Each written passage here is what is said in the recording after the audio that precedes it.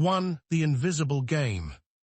Have you ever walked away from a conversation feeling strangely unsettled, even though nothing openly hostile was said? Perhaps you agreed to do something you never intended to do, only realizing it hours later. Or maybe you've apologized for something you weren't entirely sure was your fault.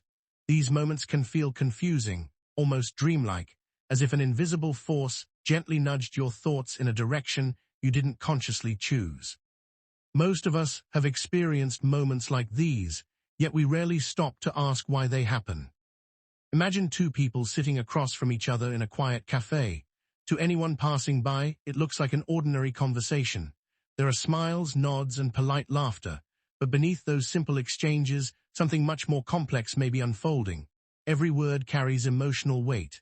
Every pause communicates something. Every compliment, every question, every carefully chosen phrase has the potential to influence the other person's thoughts, emotions, and decisions. Human interaction has always been more than just spoken language. Long before psychology became a scientific discipline, people understood that emotions could be shaped without force. Ancient leaders inspired armies with speeches. Merchants persuaded customers through charm and confidence. Storytellers changed beliefs with carefully crafted narratives. Parents influenced children. Friends influenced one another. Influence itself is a natural part of being human. But there is an important distinction between healthy influence and manipulation. Healthy influence respects another person's ability to make informed decisions. Manipulation, on the other hand, often seeks to quietly bypass that awareness. Rather than encouraging thoughtful choice, it may rely on confusion, emotional pressure, selective information, or hidden motives. The goal isn't mutual understanding, it's control. This is where the phrase dark psychology often enters the conversation. Despite its dramatic name, it isn't some mysterious collection of supernatural secrets or hidden mental powers. Instead, it refers to the study of deceptive influence, emotional exploitation, and the ways psychological principles can sometimes be used unethically. It examines how ordinary aspects of human nature, our need for belonging, our trust in confidence, our fear of rejection, and our desire for certainty, can sometimes be exploited by people whose intentions are not entirely honest. The fascinating part is that these psychological patterns are not flaws unique to a few individuals. They are part of being human. Our brains evolved to make quick decisions because, for much of history, quick decisions helped us survive. We naturally look for familiar faces, trust confident voices, and seek acceptance from the people around us. These tendencies allow societies to function smoothly most of the time. They help us build friendships, cooperate with strangers, and navigate an incredibly complex world without questioning every single interaction. Yet the very shortcuts that make everyday life possible can also become openings for manipulation. Picture yourself standing on the edge of the ocean.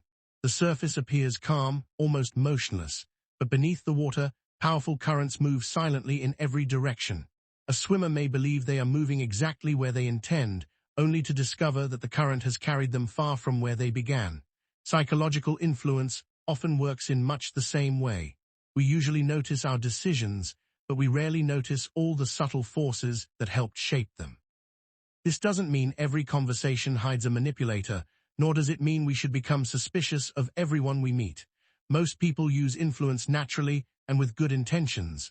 Encouragement, reassurance, inspiration, and persuasion all play important roles in healthy relationships. The purpose of this journey is not to replace trust with paranoia. It is to replace unconscious vulnerability with quiet awareness. Throughout this video, we'll explore some of the most common psychological patterns that manipulative people may attempt to exploit. Some are surprisingly simple. Others are so subtle that they can unfold over weeks, months, or even years before becoming noticeable. Many don't rely on intelligence alone.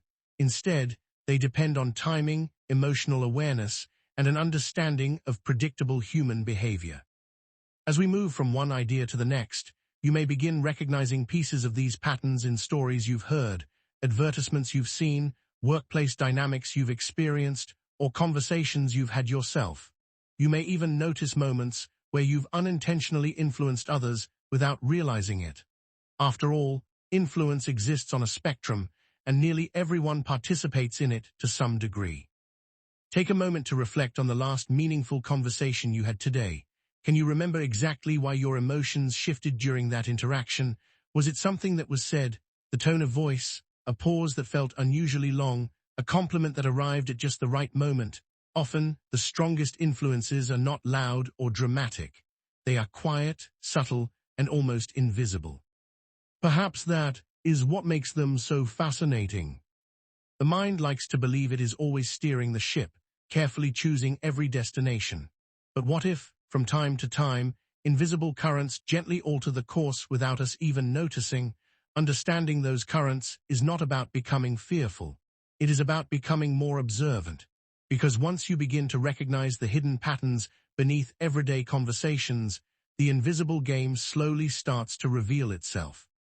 And if manipulation begins with understanding the deepest parts of human nature, then our next step is to explore one of the oldest and most powerful desires we all share, the simple, universal desire to be liked. 2. The desire to be liked. Imagine meeting someone for the very first time, and within just a few minutes, it feels as though you've known them for years. They laugh at the same jokes, seem to understand your opinions without much explanation, and somehow make you feel seen and appreciated. The conversation flows effortlessly, and by the time you part ways, you already trust them more than you expected. It feels natural, almost comforting. But sometimes, what feels like an instant connection may not be entirely accidental. As human beings, we are wired to seek acceptance. Long before modern cities, technology, and social media, our ancestors survived by belonging to a group. Being accepted by the tribe meant protection, food, and companionship. Being rejected often meant facing the dangers of the world alone. Over thousands of years, our brains developed an extraordinary sensitivity to social approval. Even today, although our lives have changed dramatically, that ancient instinct still quietly shapes our behavior. This desire to be liked is neither a weakness nor a flaw. It is one of the reasons friendships are formed, families stay connected, and communities thrive. We naturally feel drawn toward people who appreciate us, understand us, and make us feel valued. Genuine kindness has an incredible ability to lower emotional barriers and create trust. In healthy relationships, this process unfolds naturally over time. However, manipulative people may recognize just how powerful this desire for acceptance can be. One of the simplest ways to earn another person's trust is by creating the feeling of similarity. We often assume that people who share our interests, beliefs, experiences, or even small preferences are more trustworthy than complete strangers. If someone enjoys the same books, supports the same sports team, or grew up in a town similar to ours, we instinctively feel a little more comfortable around them. Our minds quietly whisper, "This person is like me." Sometimes that similarity is completely genuine. Other times, it may be carefully exaggerated. A manipulative individual might pay close attention to your opinions, values, or hobbies, then subtly reflect them back to you. If you mention enjoying hiking, they suddenly have countless hiking stories. If you describe yourself as ambitious, they eagerly agree that ambition is one of their strongest qualities. Piece by piece, they begin constructing an image that feels remarkably familiar. This doesn't necessarily require elaborate deception. Often, it can be as simple as emphasizing shared interests while quietly ignoring the differences. The result is a sense of connection that feels deeper than it truly is. Another subtle form of influence involves compliments. Everyone enjoys sincere appreciation. A thoughtful compliment can brighten an ordinary day and strengthen relationships, but excessive or unusually strategic praise can sometimes create a powerful emotional effect. When someone consistently makes us feel admired, intelligent, attractive, or uniquely talented, we naturally begin associating those positive emotions with the person giving the compliments. Our brains often blend the message with the messenger. If someone makes you feel good repeatedly, you may unconsciously begin trusting them more, even before they've demonstrated that trust is deserved. This isn't because people are foolish. It's because positive emotions influence judgment in ways we rarely notice. Think about how difficult it can be to dislike someone who always seems supportive. Even when small warning signs appear, we may explain them away because the overall emotional experience feels pleasant. We prefer harmony over conflict. We want to believe our first impressions were correct. Psychologists sometimes refer to this tendency as the halo effect. When we perceive one positive quality in someone, such as confidence, attractiveness, generosity, or warmth, we often assume they possess many other positive qualities as well. Our minds fill in the gaps with surprisingly little evidence. A charming person begins to seem more trustworthy. A confident speaker appears more knowledgeable. A friendly smile can sometimes outweigh careful observation. This mental shortcut helps us navigate a complex social world without analyzing every person from the ground up. Most of the time, it serves us well. Yet, like many psychological shortcuts, it can occasionally be exploited by individuals who understand its influence. Perhaps you've noticed how some people seem extraordinarily skilled at making everyone feel special. They remember names, maintain steady eye contact, ask thoughtful questions, and respond with enthusiasm. These qualities can absolutely reflect genuine emotional intelligence and kindness, but in some cases, they may also serve a different purpose, gaining trust quickly before asking for something in return. That distinction is important. The behaviors themselves are not inherently manipulative. Kindness is not manipulation. Active listening is not manipulation. Shared interests are not manipulation. The difference lies in intention. Genuine relationships seek mutual understanding and respect. Manipulation seeks access, influence, or control while concealing its true purpose. Recognizing this difference isn't always easy because intentions cannot be observed directly. Instead, they reveal themselves gradually through patterns. Does the warmth remain consistent even when you disagree? Is the kindness present when there is nothing to gain? Does the relationship allow room for your boundaries, your opinions, and your independence? Over time, authentic character becomes far more reliable than first impressions. Take a moment to reflect on the people who have made the strongest first impressions in your life. What drew you toward them? Was it something they said, the way they listened, or simply how they made you feel? Our memories often preserve emotions more vividly than facts, reminding us that connection is built as much through feeling as through conversation. The desire to be liked is one of humanity's oldest instincts. It has inspired friendships, partnerships, and acts of incredible compassion throughout history. Yet because it is so deeply rooted, it also represents one of the first doors through which manipulation can quietly enter. The more we understand this part of ourselves, the less likely we are to confuse instant familiarity with genuine trust. After all, earning someone's affection is often only the beginning. Once trust has been established, influence can become much easier. And that brings us to another fascinating psychological pattern, how a single small yes can quietly pave the way for much larger decisions. 3. The foot in the door. Imagine someone knocking on your front door and asking for an enormous favor. They want your time, your money, or your complete commitment to an unfamiliar cause. Most people would politely refuse. The request simply feels too large, too sudden, and too risky. But what if instead they asked for something almost effortless, just a few seconds of your attention, a tiny favor, a simple signature, a quick opinion? Saying yes would hardly seem like a decision worth thinking about. And yet, that small yes can sometimes become the first step in a much longer journey. One of the most fascinating ideas in psychology is that our minds naturally seek consistency. We like to believe that our actions, beliefs, and decisions fit together into a coherent story. Once we make a choice, even a very small one, we often begin adjusting our self-image to match it. Instead of seeing ourselves as people who simply agreed to one request, we may start seeing ourselves as the kind of person who supports that idea or helps that individual. This tendency is often referred to as the foot-in-the-door effect. It describes a pattern in which agreeing to a small, reasonable request can increase the likelihood of agreeing to a larger one later.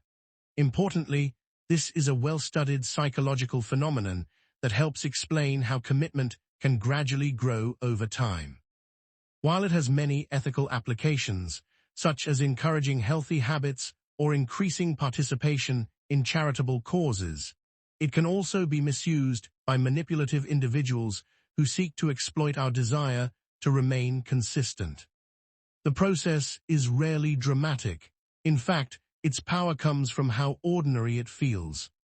Imagine you're walking through a park when someone asks if you could answer a single question for a community survey. It takes only a minute, and you happily agree. A few days later, the same person invites you to attend a short meeting related to the survey's topic. Since you've already shown interest, attending doesn't feel like a huge leap. Later, they ask if you'd be willing to volunteer for a small event. Then perhaps they request a larger commitment. Looking back, each individual step seemed perfectly reasonable. But together, they formed a path you never intended to walk when you first answered that simple question. This gradual progression works because our brains often dislike contradictions. If we've already acted in support of something, rejecting a related request later can create a feeling of internal discomfort. Psychologists sometimes call this cognitive dissonance, the tension that arises when our actions and beliefs don't seem to align. To reduce that discomfort, we may unconsciously adjust our attitudes or continue behaving in ways that feel consistent with our earlier choices. In everyday life, consistency is generally a valuable quality. It helps build trust, strengthens relationships, and allows us to follow through on our goals. If you decide to exercise regularly, continuing that habit reflects discipline. If you promise to help a friend, keeping that promise demonstrates reliability. The desire to remain consistent is not a weakness. It is one of the foundations of personal integrity.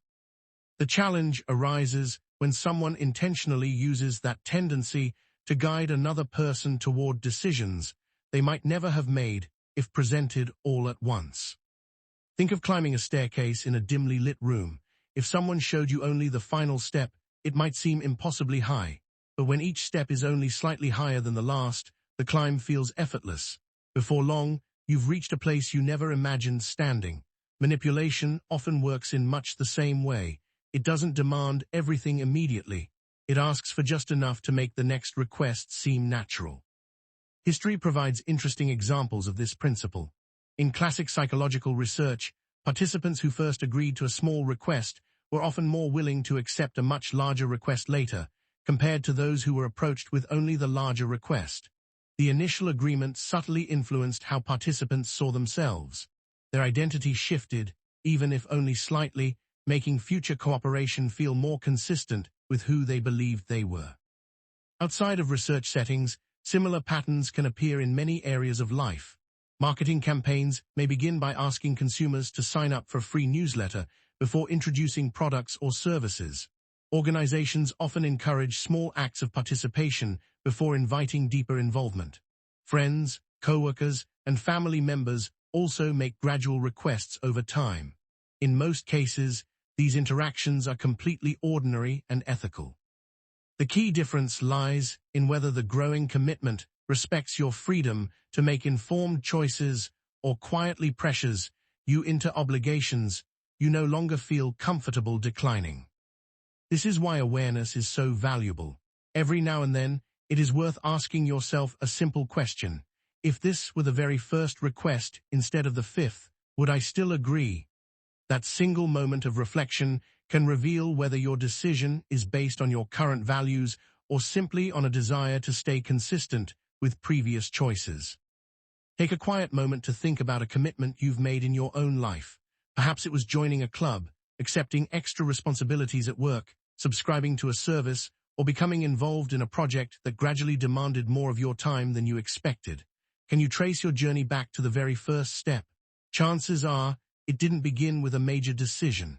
It began with something so small that it barely felt like a decision at all. The human mind has an extraordinary ability to build momentum from seemingly insignificant actions. A single word, a simple favor, or one harmless agreement can become the foundation for much larger commitments.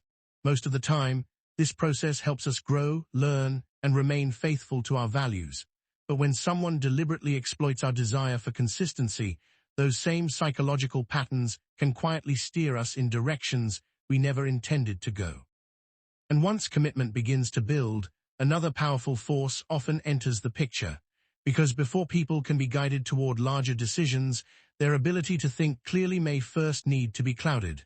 Sometimes, the most effective form of influence doesn't rely on convincing someone at all. Sometimes, it begins by creating confusion. 4. Creating confusion. Imagine trying to find your way through a dense fog. At first, the path ahead seems familiar, and you are confident you know exactly where you're going. But as the fog thickens, landmarks begin to disappear. Distances become difficult to judge.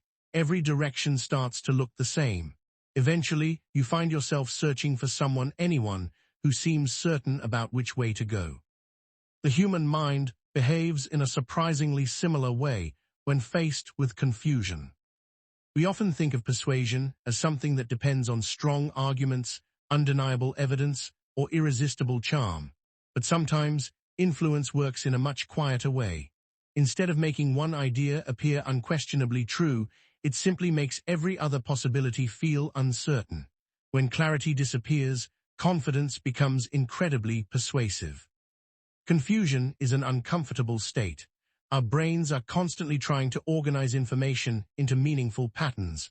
We like stories with clear beginnings and endings, problems with logical solutions, and conversations that make sense. When those patterns break apart, our minds naturally search for stability. Manipulative people may sometimes exploit this natural tendency by creating situations where another person's thinking becomes increasingly difficult. Rather than offering direct solutions, they may present conflicting information, change their explanations from one moment to the next, overwhelm someone with unnecessary details, or rapidly shift the focus of a conversation. The result isn't always obvious. Instead of feeling manipulated, the other person simply feels mentally exhausted. Imagine asking someone a straightforward question. Rather than receiving a straightforward answer, they respond with a long explanation that circles around the issue without ever addressing it directly. When you try again, they bring up something unrelated that happened weeks ago. Then they question your assumptions, introduce new information, interrupt your thoughts, and somehow leave you apologizing before you've even received an answer. By the end of the conversation, you may struggle to remember what you originally wanted to ask. This isn't because you've suddenly become less intelligent. It's because your mind has limited resources. Every decision, every contradiction, every emotional reaction requires mental energy. As those resources become depleted, clear reasoning becomes more difficult. Psychologists often refer to this phenomenon as cognitive overload. Our working memory, the mental space we use to hold and process information, can only manage so much at one time. When too many competing ideas demand our attention, the brain begins looking for shortcuts. Instead of carefully evaluating every piece of information, we may simply accept the explanation offered by the person who appears most certain. Notice that confidence and accuracy are not always the same thing. Someone can speak with complete certainty while being entirely mistaken. Yet in moments of confusion, confidence often feels reassuring. It provides something the uncertain mind desperately wants: simplicity. Think about assembling a complicated puzzle. If someone suddenly mixes pieces from several different puzzles into the same box, the task becomes frustrating. Eventually, you might stop trying to solve it yourself and instead ask someone else how the picture is supposed to look. In much the same way, confusion can quietly increase dependence on whoever seems to possess the answers. This pattern appears in many different settings. A salesperson might overwhelm a customer with technical jargon until the customer simply agrees with the recommendation. A dishonest individual might constantly change details in a story, making it difficult for others to identify inconsistencies. In heated disagreements, conversations sometimes become flooded with unrelated accusations, old grievances, or emotional distractions, causing the original issue to disappear beneath layers of complexity. Interestingly, confusion doesn't always come from too much information. Sometimes it comes from too little. Imagine trying to understand a movie after missing every other scene. Important details are absent. Motivations no longer make sense. Your brain automatically begins filling in the missing pieces, often with assumptions rather than facts. Manipulative individuals may occasionally rely on selective information, revealing only the parts of a story that support their desired outcome while quietly leaving out everything else. Our minds dislike incomplete stories almost as much as they dislike contradictory ones. We instinctively try to create coherence, even when important information is missing. That natural tendency allows confusion to persist without us always realizing why we feel uncertain. There is another reason confusion can become so powerful. It slows down critical thinking while amplifying emotional thinking. When people feel overwhelmed, they often shift from careful analysis to immediate emotional responses. Decisions become driven less by logic and more by relief. The fastest escape from confusion is often accepting the simplest available explanation. This doesn't mean confusion is always intentional. Life itself is complicated. Honest misunderstandings happen. People forget details, express themselves poorly, or struggle to communicate under stress. The presence of confusion alone does not indicate manipulation. What matters is the pattern. Does the uncertainty disappear once questions are asked, or does every attempt to seek clarity somehow create even more confusion? Does the explanation become clearer over time, or does it constantly shift just beyond your understanding?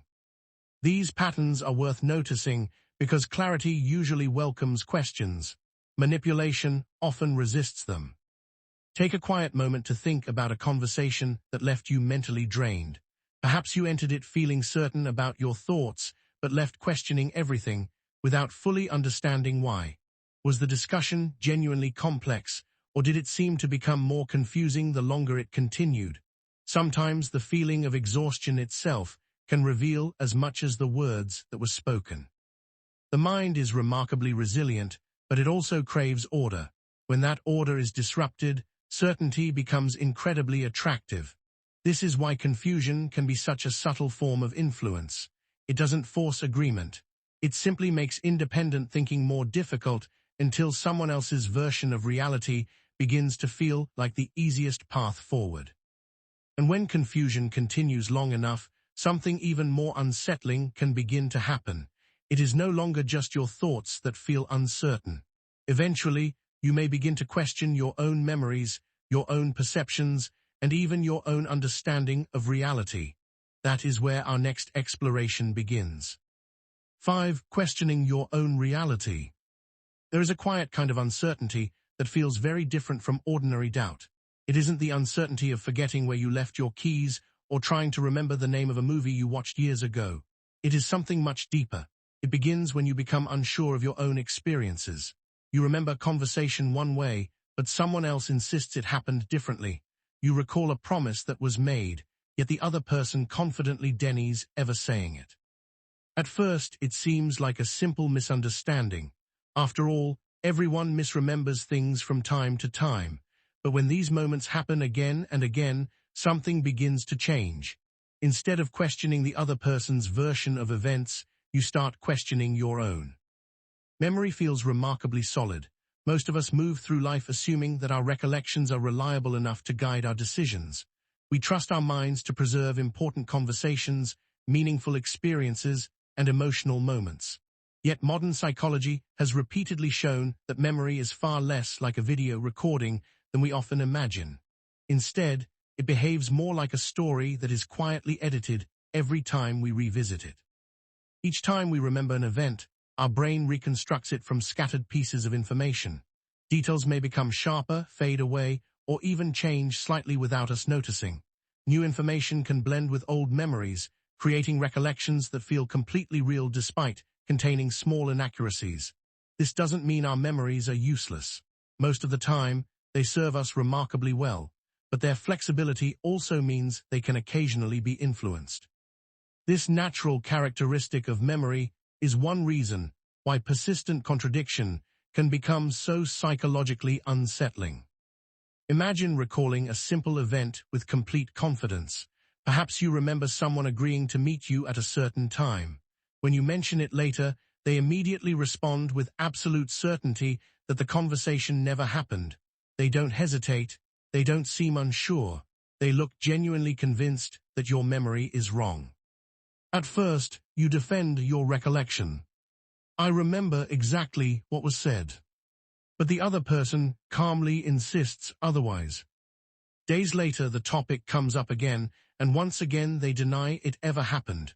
They appear so confident that you begin replaying the memory in your own mind. Was it really that day? Could it have been someone else? Maybe you misunderstood. Slowly, certainty begins to dissolve.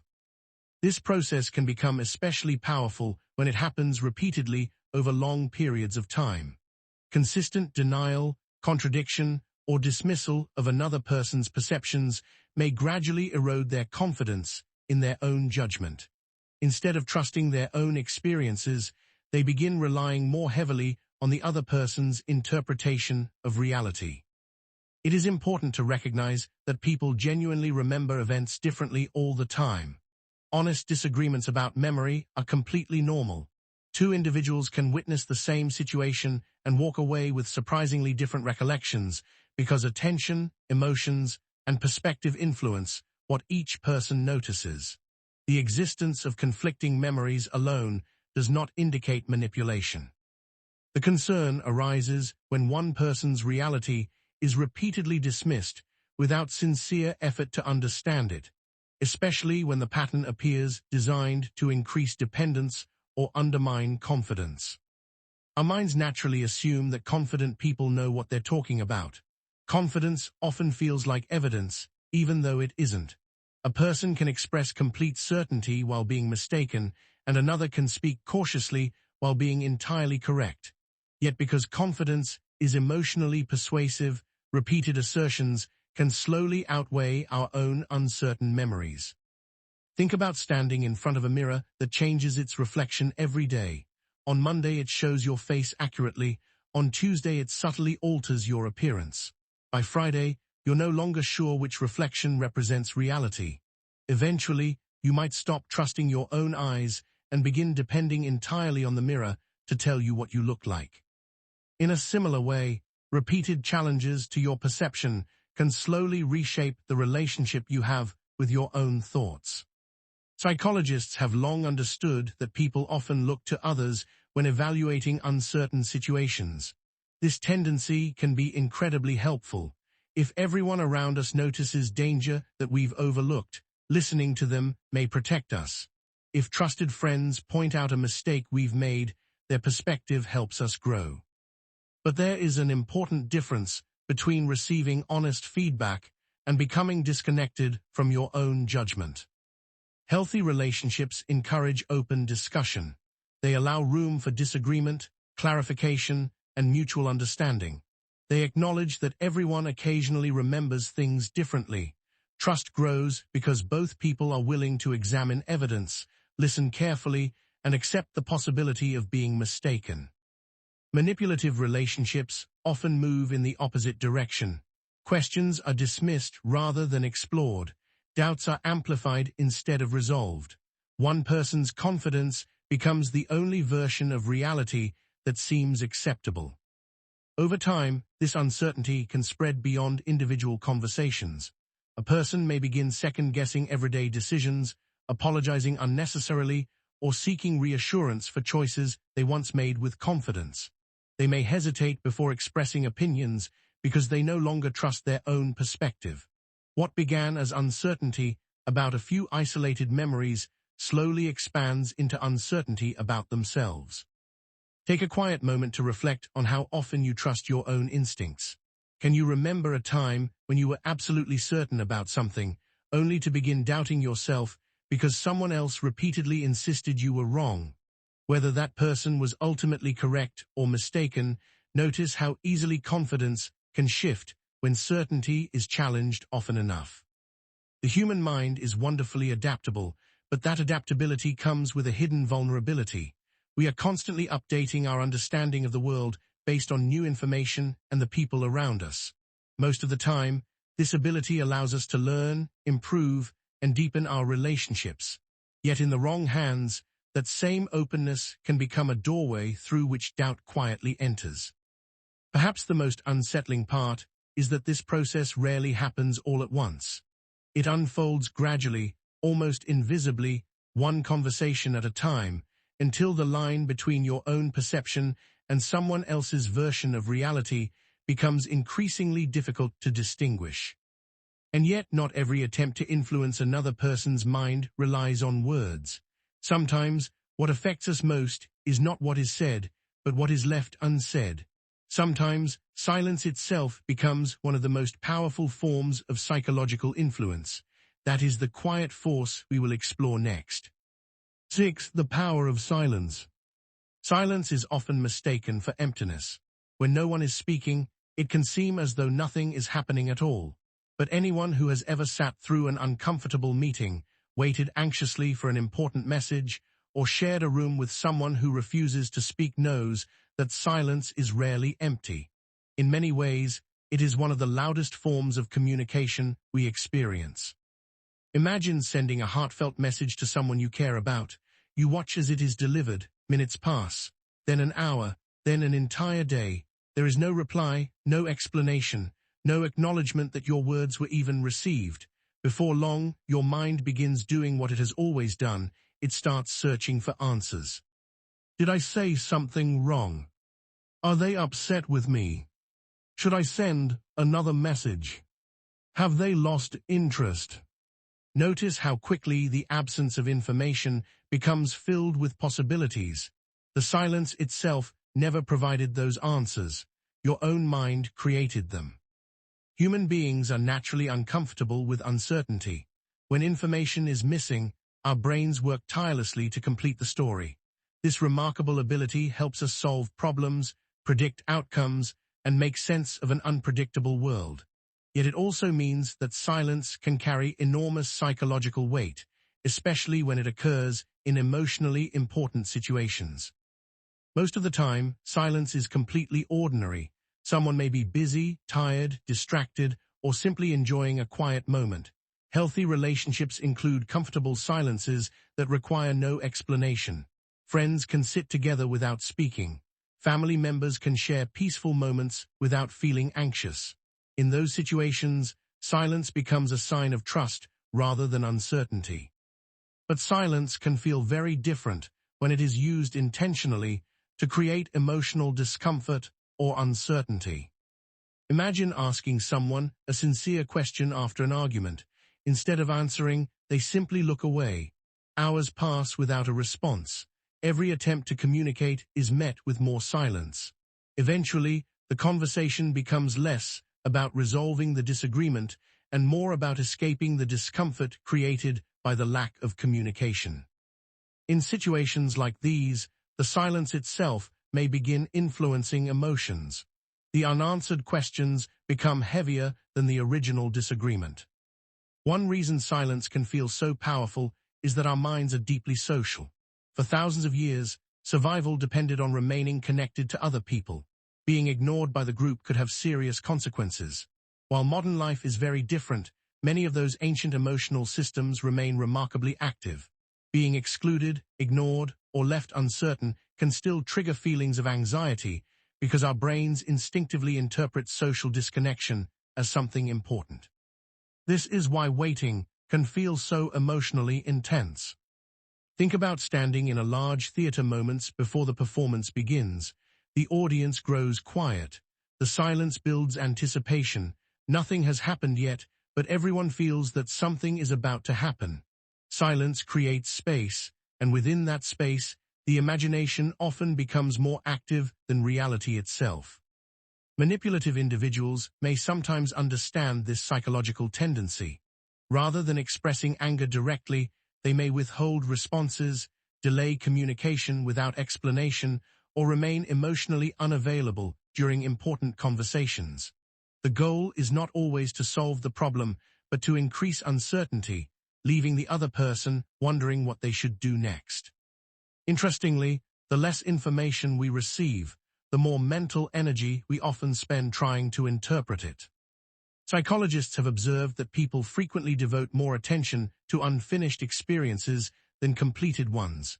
An unanswered question tends to linger in the mind longer than one that has already been resolved.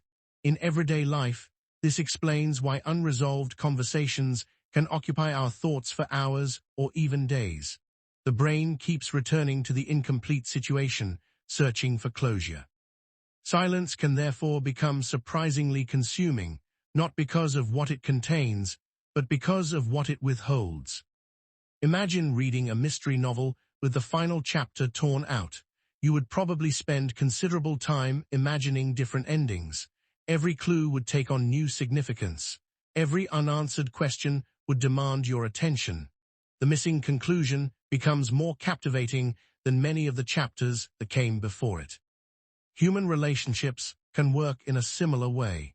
When communication suddenly disappears, people often begin analyzing every previous interaction, searching for hidden meanings that may not even exist. Of course, it is important to remember that not every period of silence carries hidden motives. People need time to think. They need space to process emotions, recover from stress, and reflect before responding. Respecting another person's need for quiet is an important part of healthy communication. The difference lies in whether silence creates understanding or prolonged uncertainty. Healthy silence eventually makes room for honest conversation. Questions receive answers, feelings are discussed, both people remain free to express themselves. Manipulative silence, by contrast, may leave one person constantly guessing. Instead of encouraging understanding, it quietly shifts emotional balance. The individual seeking communication may begin apologizing simply to end the uncertainty, even if they are unsure what they have done wrong. Over time, the desire to restore connection can become stronger than the desire to resolve the original issue. Take a quiet moment to reflect on the role silence has played in your own life. Think about the peaceful silences that made you feel understood without words. Then think about the silences that left you restless, replaying conversations in your mind. Although both involve the absence of speech, they create entirely different emotional experiences. Perhaps this reveals something remarkable about human nature. We often believe communication depends entirely on words, yet some of the strongest emotional messages are delivered without speaking at all. A pause can express hesitation. A glance can reveal concern. And silence, depending on the context, can communicate comfort, uncertainty, distance, or expectation. Understanding this doesn't mean becoming suspicious of every quiet moment. Instead, it reminds us to pay attention not only to what people say, but also to the patterns surrounding what they choose not to say. Sometimes silence is simply silence. Other times, it becomes part of a larger pattern of influence. And once uncertainty begins to take hold, another fascinating psychological force often enters the picture. It is not constant affection or predictable behavior that captures our attention most deeply. Quite often, it is inconsistency. Because when kindness appears and disappears without warning, the mind begins chasing certainty with surprising determination. That is the invisible pull we will explore next. 7. The Hook of Unpredictability. Imagine standing on the shore, watching the waves roll toward the beach. If every wave arrived at exactly the same height, at exactly the same moment, you would eventually stop paying attention. Your mind would quickly recognize the pattern, and the ocean would become predictable. But the sea never behaves that way. Some waves are gentle, others unexpectedly powerful, and occasionally one reaches much farther onto the sand than all the rest. It is that uncertainty that keeps your attention fixed on the horizon. The human mind is surprisingly similar. We often believe that consistency is what captures our interest, yet in many situations, it is unpredictability that holds our attention the longest. When we cannot predict what will happen next, our brains become more alert. We begin searching for patterns, looking for clues that might help us understand what comes next. This natural tendency has helped humans survive for thousands of years. Our ancestors, who paid close attention to uncertain environments, were often better prepared to respond to unexpected dangers or opportunities. In everyday life, this heightened awareness can be useful. It helps us adapt to changing situations and solve complex problems. But like many features of human psychology, it can sometimes be exploited by people who understand how uncertainty influences emotion. Imagine meeting someone who is incredibly warm and attentive one day. They compliment you, laugh at your jokes, and make you feel deeply appreciated. Then, without explanation, they become distant. Messages that were once answered immediately now take days. Conversations become brief. their enthusiasm seems to disappear as suddenly as it arrived. Naturally, questions begin forming in your mind. Did something change? Did I do something wrong? How can I get things back to the way they were? Notice what has happened. Instead of calmly evaluating the relationship, your attention has shifted almost entirely toward understanding the change. The unpredictability itself becomes the focus. This reaction is deeply connected to the way our brains learn from rewards. When positive experiences arrive consistently, we begin taking them for granted. They become part of the background of everyday life. But when those same positive experiences appear only occasionally and without warning, they often become far more emotionally significant. Psychologists have spent decades studying how intermittent rewards influence behavior. One of the most fascinating discoveries is that rewards delivered unpredictably can sometimes produce stronger patterns of repeated behavior than rewards delivered every single time. When people never know exactly when the next positive experience will arrive, they often continue hoping that the next attempt might be the successful one. Think about someone playing a simple carnival game. If they knew they would win every third attempt, the outcome would quickly become predictable. But if victories arrived at completely random moments, each new attempt would carry the possibility of success. The uncertainty itself would keep their attention engaged. Similar psychological processes can appear in many different areas of life. Games, hobbies, entertainment, and even social media often rely on elements of unpredictability to maintain interest. Most of these examples are harmless forms of engagement. However, when unpredictability becomes part of an unhealthy relationship, the emotional effects can become much more complicated. A manipulative person may alternate between affection and distance, praise and criticism, attention and neglect. Importantly, this doesn't mean every inconsistent relationship is manipulative. People naturally have stressful days, changing emotions, and varying levels of energy. Life itself is unpredictable. The concern arises when inconsistency becomes a repeated pattern that appears to keep another person emotionally off balance. Imagine trying to predict the weather in a place where the forecast changes every 5 minutes. Eventually, you might stop trusting your own expectations and spend all your energy watching the sky. In much the same way, unpredictable emotional behavior can cause someone to focus less on their own needs and more on anticipating another person's moods. Over time, this constant anticipation can become exhausting. Instead of asking, "Is this relationship healthy for me?" the question quietly changes into, "How can I get things back to the good moments?" The search for consistency gradually replaces the evaluation of whether consistency should exist at all. There is an interesting paradox here. The pleasant moments often become even more meaningful precisely because they are uncertain. A single kind word after a long period of distance may feel incredibly powerful. A brief return to warmth may erase memories of many difficult interactions. The contrast magnifies the emotional impact. Our minds are naturally drawn toward hope. We remember the possibility of things improving, sometimes more vividly than the reality of how inconsistent they have become. Think about walking through a forest at night with only a small lantern. Every now and then, the light grows brighter before fading again. Instead of focusing on the darkness surrounding you, your attention remains fixed on those brief moments of illumination, waiting for the next one to appear. In a similar way, unpredictable kindness can become emotionally compelling, not because it is frequent, but because it is uncertain. This is one reason why awareness matters so much. Recognizing patterns over time is often more revealing than focusing on individual moments.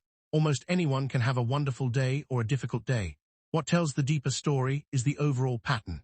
Does warmth remain present even during disagreements? Is respect consistent, or does it appear only when something is expected in return? Does the relationship feel steady, or does it constantly swing between emotional extremes? Healthy relationships are not perfect, but they generally provide a sense of stability. They allow people to disagree without fearing that affection will suddenly disappear. They create an environment where kindness is dependable rather than unpredictable. Take a quiet moment to reflect on the people who make you feel calm. Notice how different that feeling is from constantly wondering what version of someone you might encounter tomorrow. Peace rarely comes from uncertainty. More often, it grows from consistency, honesty, and mutual respect. Perhaps that is one of the most important lessons hidden within this psychological pattern.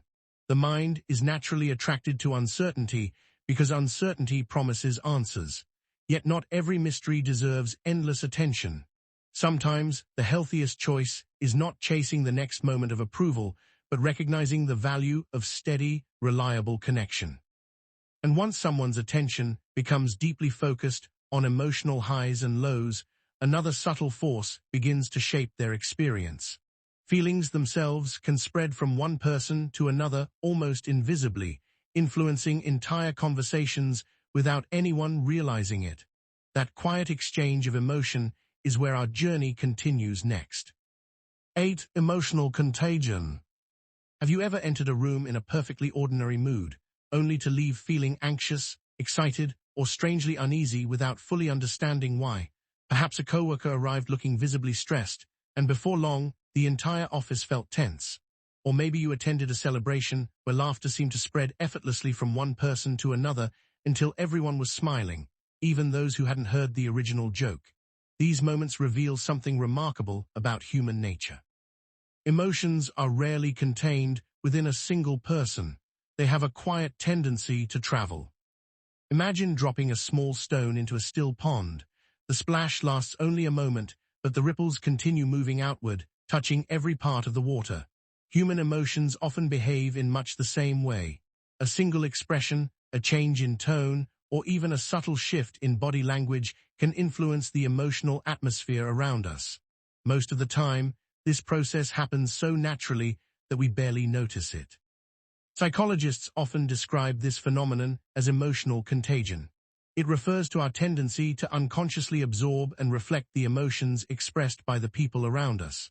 Through facial expressions, posture, voice, and countless tiny social cues, our brains continuously gather information about the emotional state of others. Without making a deliberate decision, we begin adjusting our own emotional state in response. This ability is one of humanity's greatest strengths. Long before written language, recognizing another person's fear could signal danger. Sharing joy strengthened social bonds. Feeling another person's sadness encouraged compassion and cooperation. Our capacity to resonate with the emotions of others helped communities survive and thrive. Even today, much of our communication happens without words. Imagine sitting across from someone who smiles warmly as you speak. They lean forward with genuine interest, maintain relaxed eye contact, and respond with calm enthusiasm. Chances are you begin feeling more comfortable yourself. Now imagine the opposite. The person repeatedly sighs, avoids eye contact, crosses their arms, and responds with obvious irritation. Even if they never directly criticize you, the emotional atmosphere changes almost immediately. Your brain notices far more than your conscious mind realizes. Scientists studying social interaction have found that people naturally imitate one another's facial expressions, posture, and vocal rhythms in subtle ways. This process often occurs within seconds and without conscious awareness.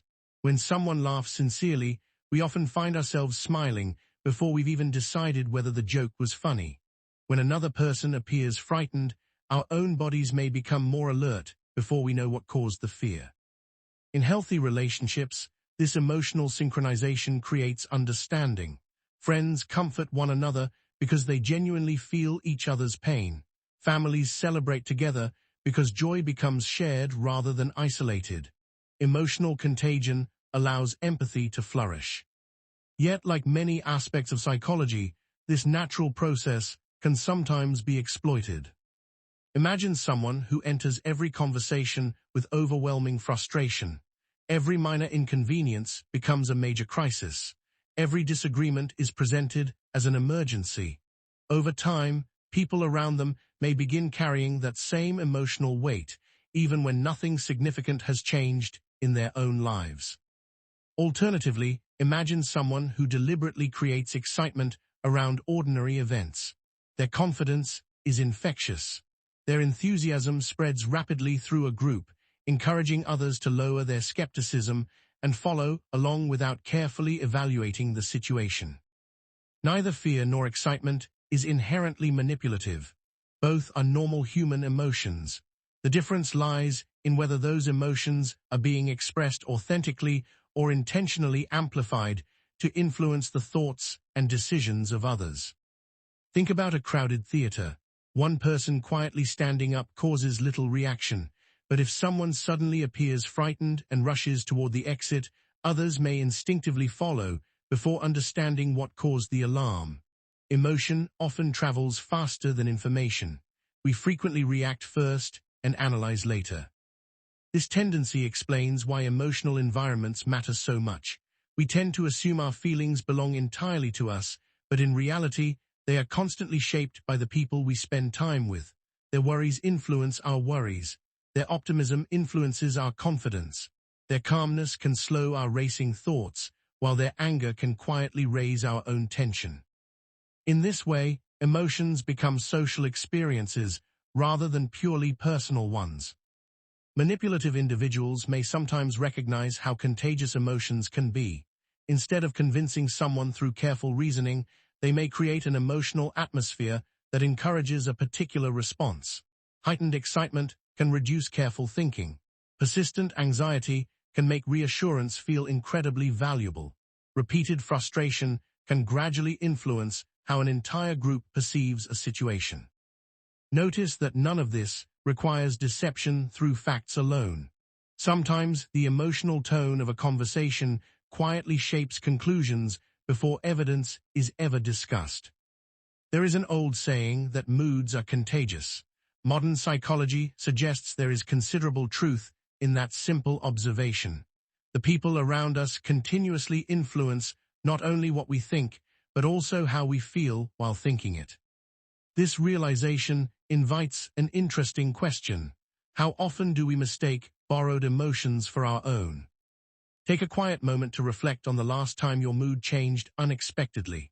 Was there someone nearby whose emotional state seemed particularly strong? Did your feelings emerge entirely from your own experiences, or did they begin after spending time in a certain environment? Sometimes, simply noticing these emotional shifts can reveal just how interconnected our minds truly are. This does not mean we should distance ourselves from emotional people or become suspicious of every intense feeling. Compassion requires emotional openness. Empathy allows relationships to deepen. The goal is not emotional isolation, but emotional awareness. Understanding that feelings can spread gives us an opportunity to pause before allowing them to determine our decisions. Healthy emotional influence encourages understanding without overwhelming personal judgment. It creates space for both empathy and independent thought. Manipulative emotional influence, however, often seeks to replace thoughtful reflection with immediate emotional reaction. Perhaps that is one of the quietest mysteries of the human mind. We like to imagine ourselves as independent thinkers, carefully weighing every decision through logic and reason. Yet beneath those conscious thoughts flows an invisible current of shared emotion, gently shaping our perceptions in ways we seldom notice. And once emotions become heightened enough, another powerful psychological force begins to emerge. The more pressure we feel to act immediately, the less time we have to question why we are acting at all. That is where our next exploration begins, with the subtle but powerful influence of manufactured urgency. 9. Manufacturing urgency.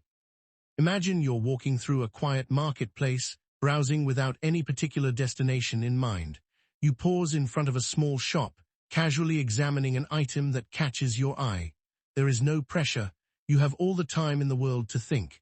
You compare it with other options, consider whether you truly need it, and perhaps decide to come back another day. Now imagine the same situation, but this time the shopkeeper leans forward and quietly says, "There's only one left. Someone else is coming to buy it in a few minutes. If you want it, you need to decide now." Suddenly, the experience changes. Nothing about the object itself has changed. It is the same item, sitting in the same place, with the same value, yet your heartbeat feels a little faster, your thoughts become narrower. Instead of asking, "Is this the right choice?" your mind begins asking, "What if I miss my chance?" That subtle shift reveals one of the most fascinating features of human psychology. Our decisions are rarely based on facts alone. They are also shaped by time, or perhaps more accurately, by our perception of time. When people believe they have unlimited opportunities, they tend to think more carefully. They compare possibilities, ask questions, and reflect on long-term consequences. But when time appears to be disappearing, something inside the mind begins to change. The careful process of reasoning often gives way to a powerful instinct to act before it is too late. From an evolutionary perspective, this tendency makes perfect sense. Throughout human history, opportunities often were temporary. A source of food could disappear. A dangerous animal might appear without warning. A brief chance to escape could determine survival. The brain evolved to respond quickly when it perceived urgency because hesitation sometimes carried enormous costs. Even today, that ancient survival system remains remarkably active. The challenge is that the modern world constantly presents situations that feel urgent, even when they are not. Think about how often you encounter phrases such as limited time, last chance, only a few remaining, or offer ends tonight. These messages are effective because they activate a deep psychological fear of missing out. Our attention shifts away from evaluating whether something deserves our commitment and toward avoiding the regret of losing the opportunity altogether. This is not always unethical. Businesses frequently offer genuine deadlines or limited quantities. Events have fixed dates. Products can sell out. Deadlines are a normal part of life. The important distinction lies in whether urgency reflects reality or is deliberately exaggerated to pressure someone into making a decision before they have had sufficient time to think. Manipulative individuals sometimes understand this principle remarkably well. Rather than allowing another person space to reflect, they may insist that immediate action is necessary. They create the impression that hesitation itself is dangerous. Questions become obstacles. Careful thinking is portrayed as unnecessary. The faster the decision, the less opportunity exists for independent evaluation. Imagine someone presenting you with an important choice while repeatedly saying, "You have to decide right now," or, "If you really cared, you wouldn't need more time." Notice what happens inside your mind. Instead of carefully examining the situation, your attention begins narrowing. Emotional pressure replaces thoughtful reflection. The urgency itself becomes the dominant experience. Psychologists sometimes describe this process as cognitive narrowing. Under pressure, the brain naturally focuses on immediate concerns while temporarily ignoring broader perspectives. This response is incredibly useful during genuine emergencies. If a fire alarm sounds, rapid action matters far more than lengthy analysis. But not every situation that feels urgent actually is. Imagine driving through thick fog. Visibility shrinks until only the road directly ahead remains visible. You continue moving forward, but your awareness of the wider landscape disappears. Manufactured urgency often affects decision-making in much the same way. It narrows attention until immediate action feels like the only reasonable response. One of the most interesting aspects of urgency is that it often creates its own emotional momentum. The faster someone asks us to decide, the more uncomfortable slowing down can feel. We begin worrying that asking additional questions might cause us to lose the opportunity altogether. Ironically, the very situations that deserve the most careful thought are sometimes the ones presented as requiring the quickest decisions. Healthy relationships rarely fear thoughtful consideration. Whether discussing friendships, business agreements, major purchases, or important life choices, genuine respect usually includes room for reflection. Honest people generally welcome reasonable questions because they understand that informed decisions create stronger trust. Manipulative pressure, however, often treats reflection as an obstacle. This is because time has a remarkable ability to weaken emotional influence. Powerful emotions naturally settle, excitement fades, Anxiety softens. Once the emotional intensity decreases, people often notice details they overlooked in the moment. Giving someone time allows logic to catch up with emotion. Perhaps this explains why urgency can feel so persuasive. It attempts to prevent that quiet space where reflection begins. Think about standing beside a fast-moving river. If someone urges you to jump immediately, you have little chance to examine the current. But if you pause, observe the water, and study its direction, your decision becomes much more informed. The river itself has not changed, only the amount of attention you were able to give it. Take a quiet moment to think about an important decision you've made in your own life. Was there ever a time when someone insisted you act immediately? Looking back now, would having another day, another week, or even another hour have changed your perspective? Sometimes the greatest gift we can give ourselves is simply permission to think. This doesn't mean every urgent situation hides manipulation. Life occasionally demands quick action. Emergencies exist. Opportunities genuinely come and go. The goal is not to become hesitant about every decision, but to recognize the difference between authentic urgency and manufactured pressure. Perhaps one of the simplest questions we can ask ourselves is this: if I had more time, would I still make the same choice? That quiet question has the power to interrupt emotional momentum and create space for independent judgment. The human mind performs remarkably well when given clarity, patience, and time. Yet when those elements disappear, emotions often begin steering decisions more strongly than reason. And among all the emotions capable of shaping human behavior, few are as immediate or as powerful as fear. It is fear that narrows our focus even further, encouraging us to seek safety before understanding. That ancient force is where our journey continues next. 10. Fear as a shortcut. Imagine walking alone through a quiet forest just after sunset. The path is familiar, and you've traveled it many times before. The trees sway gently in the evening breeze, and the only sounds are distant birds and rustling leaves. Then, without warning, you hear a sharp crack somewhere behind you. Instantly, your heart begins to race. Your breathing becomes quicker. Every sense sharpens. Before you even know what made the sound, your body has already prepared itself to react. Only a few moments later, do you discover that it was nothing more than a falling branch. This simple experience reveals one of the oldest survival systems ever developed by the human brain. Fear does not wait for complete information. It values speed over certainty because, throughout human history, reacting too slowly to danger could have been far more costly than reacting too quickly. In many ways, fear is one of nature's greatest achievements. It has protected human beings for countless generations, encouraging us to avoid dangerous situations, remain alert during uncertainty, and respond quickly when genuine threats appear. Without fear, survival itself would have been far less likely. Yet every powerful tool has another side.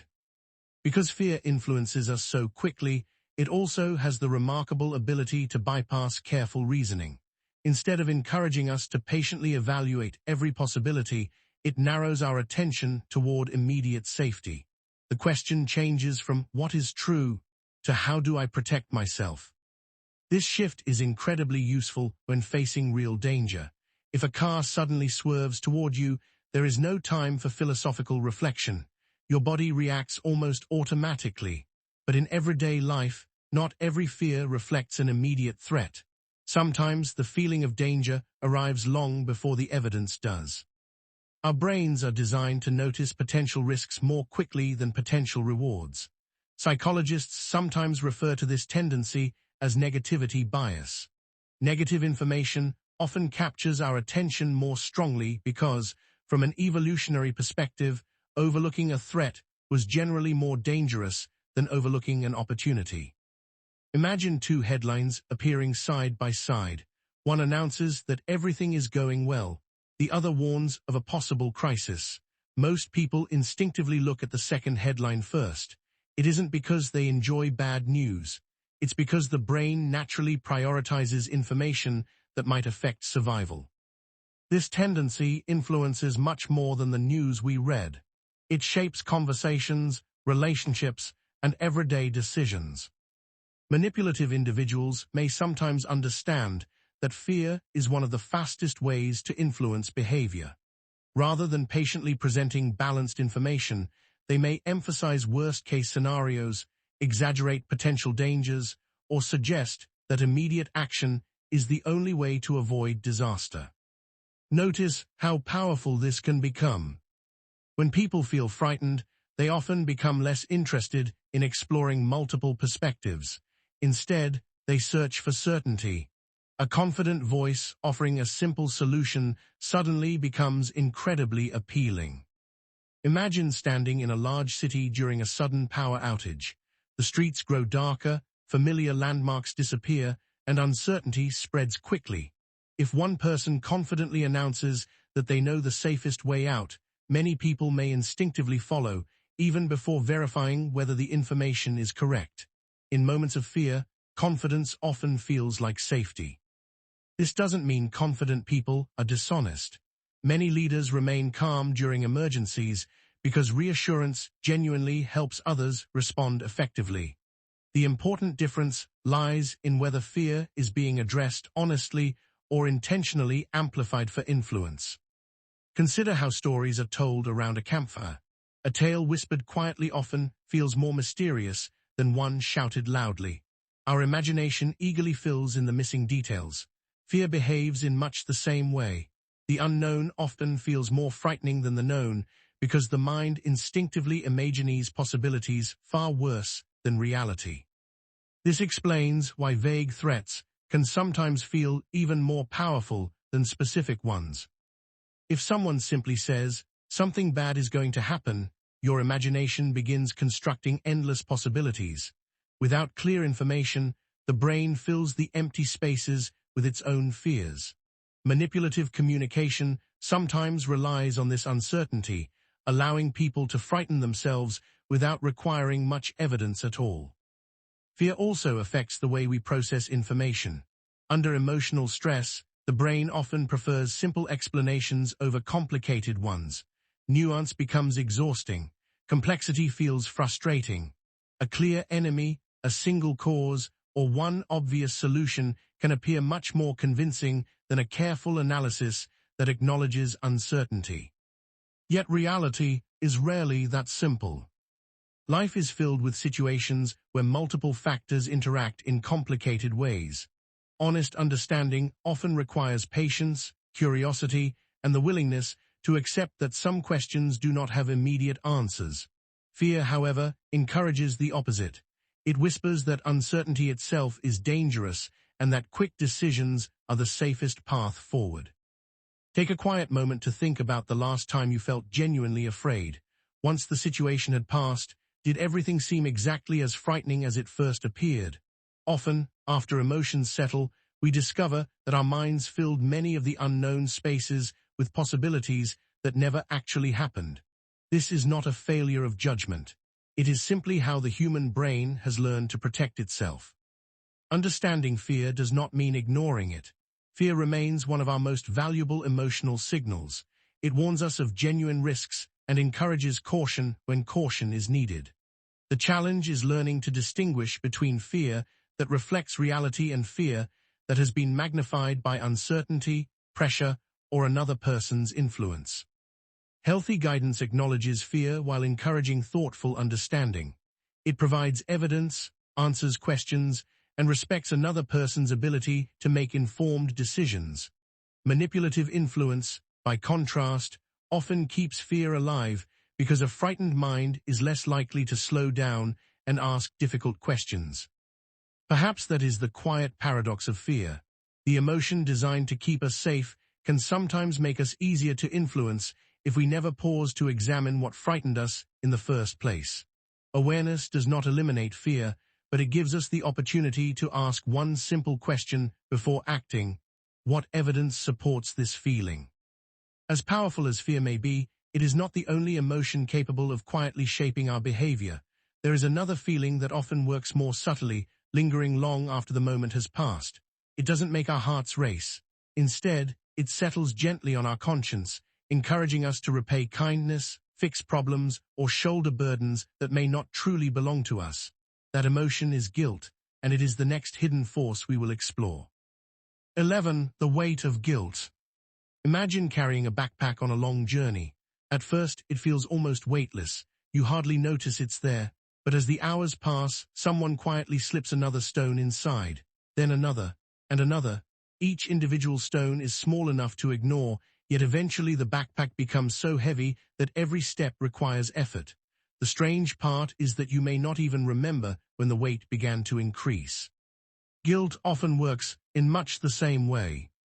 Unlike fear, which arrives suddenly and demands immediate attention, guilt usually moves quietly. It settles into the mind with remarkable patience.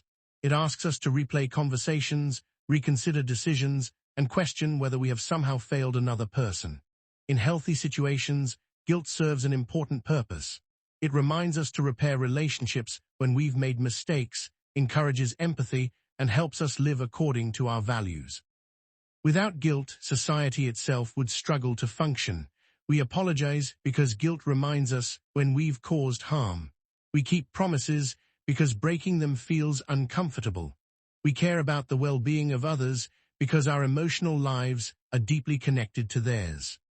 In this sense, guilt is not an enemy. It is one of the emotions that allows trust to exist. But like many of our strongest emotions, guilt can sometimes be influenced or exaggerated in ways that quietly shift another person's behavior. Imagine declining an invitation because you're exhausted after a long week. Instead of accepting your answer, the other person sighs and says, "I guess I just thought you cared more about spending time with me." Nothing in that sentence directly demands that you change your decision, yet something begins to stir inside you. Your original reason for declining suddenly feels less important.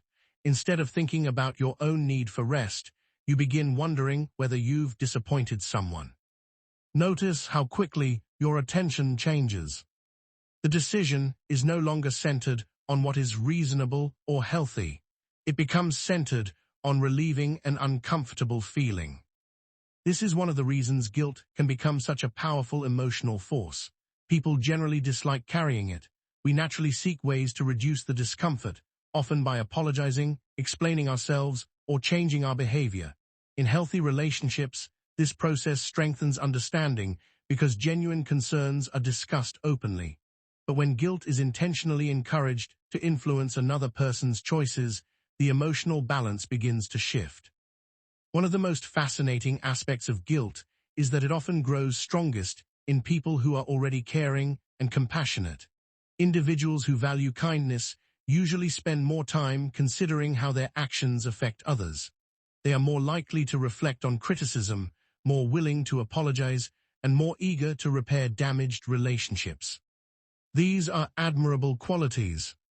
Yet precisely because compassionate people care so deeply, they may also become more vulnerable to carrying emotional burdens that do not truly belong to them.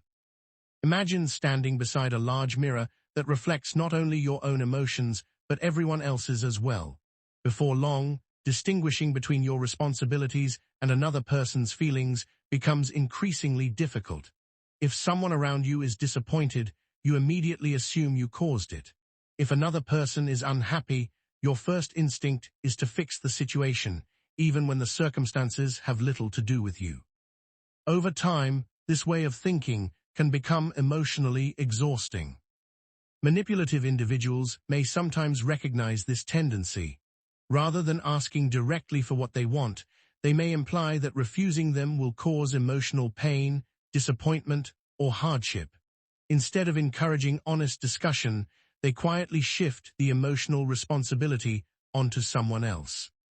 It is important to notice that expressing genuine disappointment is not manipulation. Every relationship includes moments when feelings are hurt. Honest communication about those emotions helps people understand one another more deeply. The difference lies in whether guilt becomes a bridge toward mutual understanding or a tool that repeatedly pressures someone into acting against their own judgment. Think about a balanced scale. In healthy relationships, both people occasionally carry emotional weight for one another. Support moves in both directions. Each person accepts responsibility for their own choices while showing compassion for the other. In unhealthy dynamics, however, the scale slowly begins tipping to one side. One individual becomes responsible not only for their own emotions, but also for constantly managing the emotional state of someone else. Every disagreement becomes their fault. Every boundary creates guilt. Every independent decision feels selfish. The emotional backpack grows heavier without them realizing why. There is another interesting feature of guilt. Unlike fear, which often pushes us away from danger, guilt pulls us toward action. It encourages us to fix, repair, compensate, and give. This makes it an incredibly constructive emotion when our actions have genuinely harmed someone. But when guilt is disconnected from actual responsibility, it can quietly consume enormous amounts of emotional energy. Psychologists sometimes distinguish between healthy guilt and unhealthy guilt.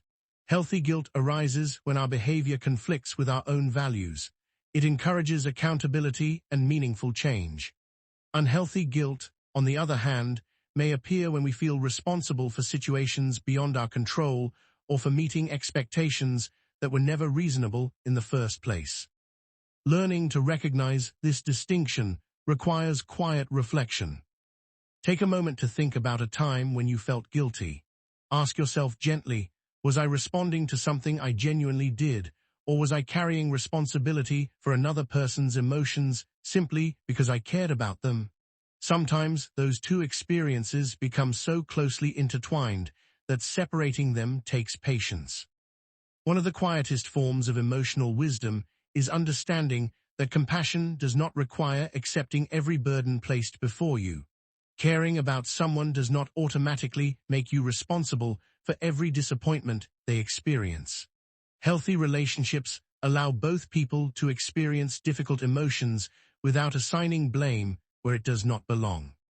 Perhaps that is what makes guilt such a fascinating part of human psychology. It exists because we value connection. It reminds us that our actions matter and that our choices affect other people.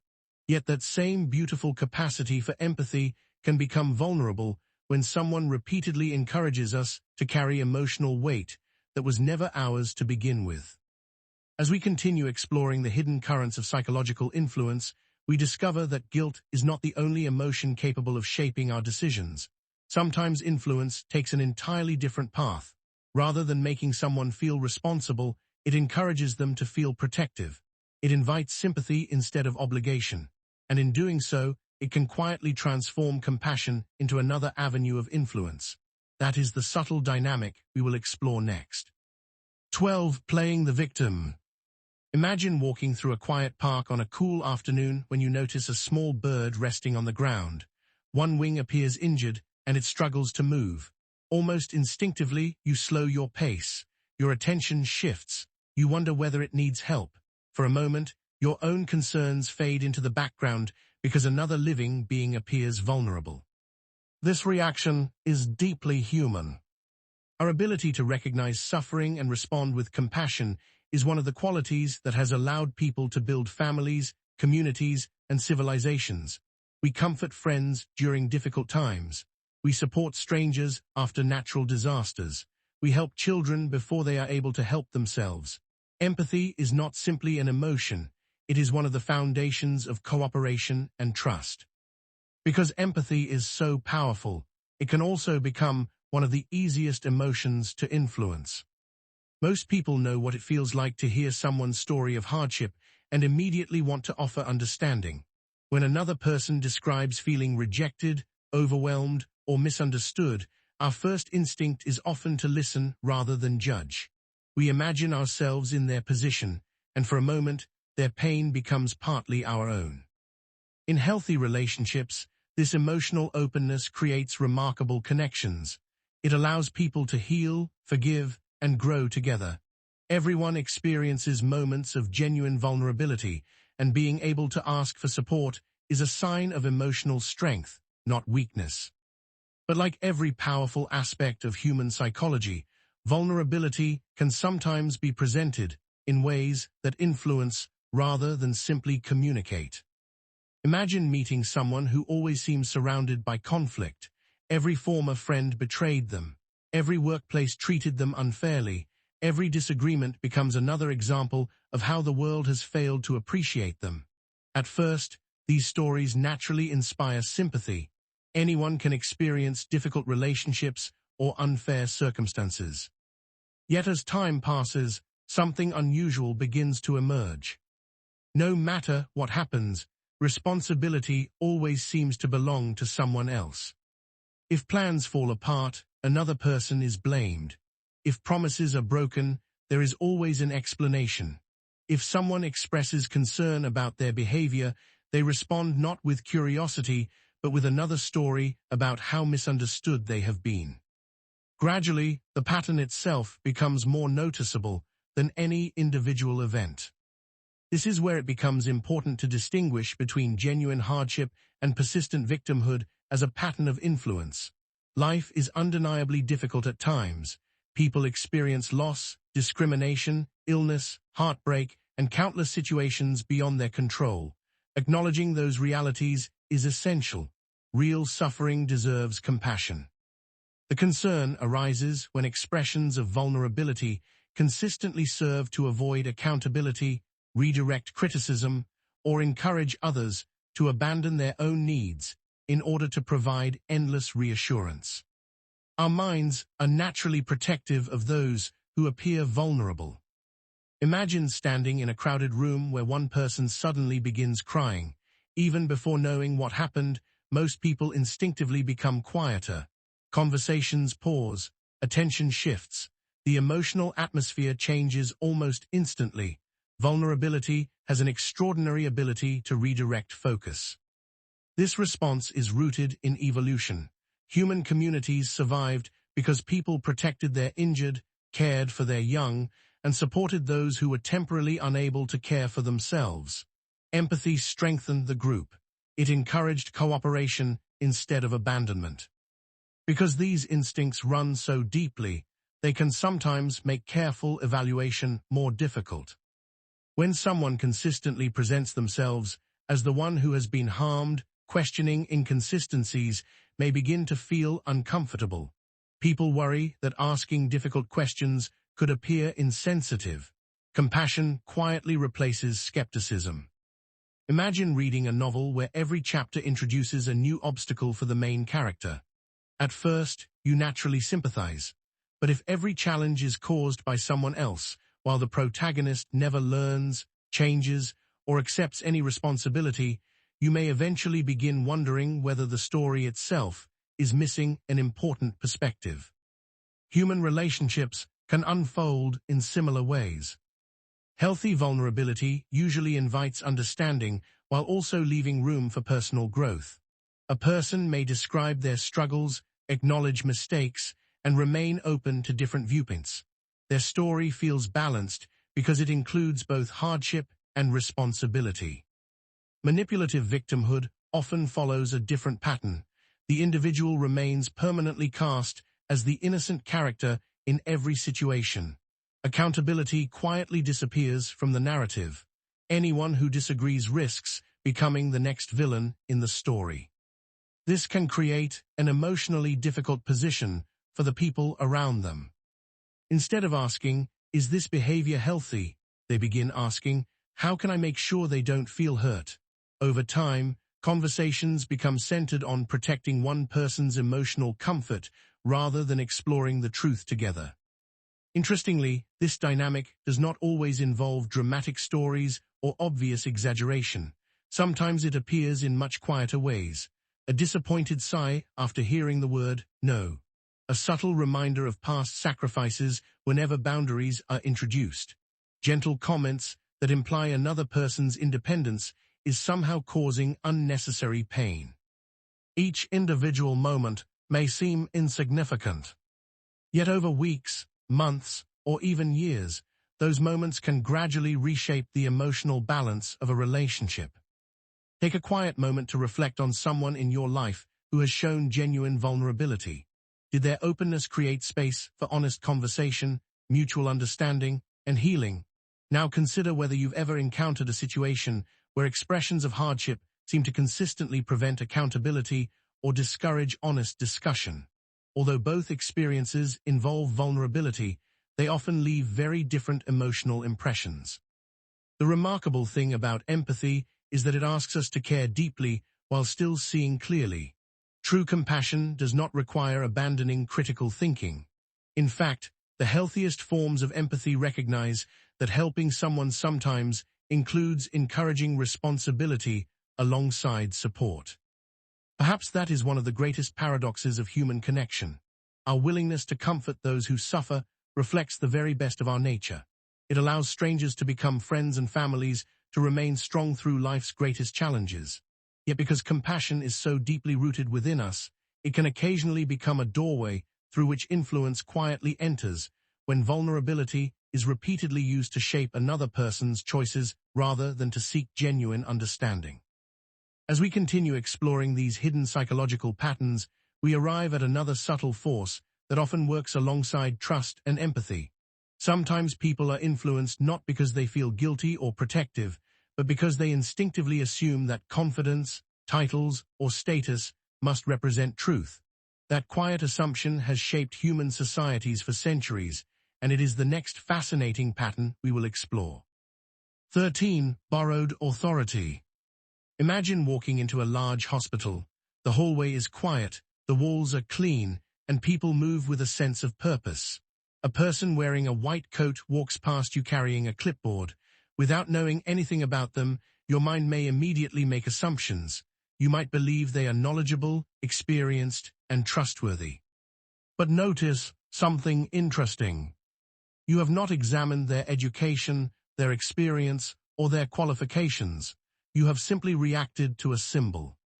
The white coat, the setting, the appearance of professionalism. All of these details communicate authority before a single word is spoken. This is one of the most fascinating aspects of human psychology. We often rely on signals of authority to navigate a complicated world. Since we cannot personally become experts in every subject, we depend on people with specialized knowledge. We trust engineers to design buildings, doctors to understand medicine, and pilots to operate aircraft. Without some level of trust in expertise, modern society would be almost impossible. Authority, when earned and used responsibly, is incredibly valuable. The challenge begins when the appearance of authority becomes disconnected from genuine knowledge or good intentions. Throughout history, humans have been influenced by symbols of status. Clothing, titles, uniforms, positions, and credentials have often shaped how people are perceived. A person wearing a uniform may immediately seem more trustworthy. Someone introduced as an expert may receive more attention. A confident speaker standing on a stage may appear more convincing than someone quietly sharing an equally valid idea. Our minds use these shortcuts because they are efficient. Imagine trying to verify every claim you hear throughout the day. Every news story, every conversation, every instruction, every recommendation would require hours of research. The brain would quickly become overwhelmed. Instead, we use mental shortcuts to decide which information deserves attention. One of these shortcuts is authority bias, the tendency to give greater weight to opinions or instructions from people we perceive as having expertise, status, or power. Most of the time, this tendency helps us. If an experienced professional provides advice within their area of expertise, listening is often wise. If a trained specialist explains something complex, trusting their knowledge can save time and prevent mistakes. Authority exists because expertise matters. But the human mind does not always carefully separate genuine authority from the appearance of authority. Imagine two people giving the same presentation. One speaks confidently, wears expensive clothing, uses technical language, and presents themselves as an expert. The other speaks more cautiously, explains ideas simply, and admits uncertainty where information is incomplete. Many people may instinctively find the first person more convincing, even before evaluating the actual quality of their arguments.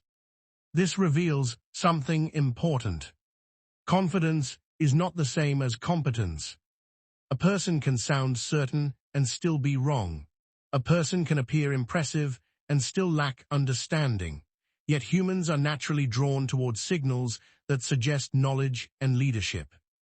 Manipulative individuals may sometimes recognize this tendency and use symbols of authority to influence others.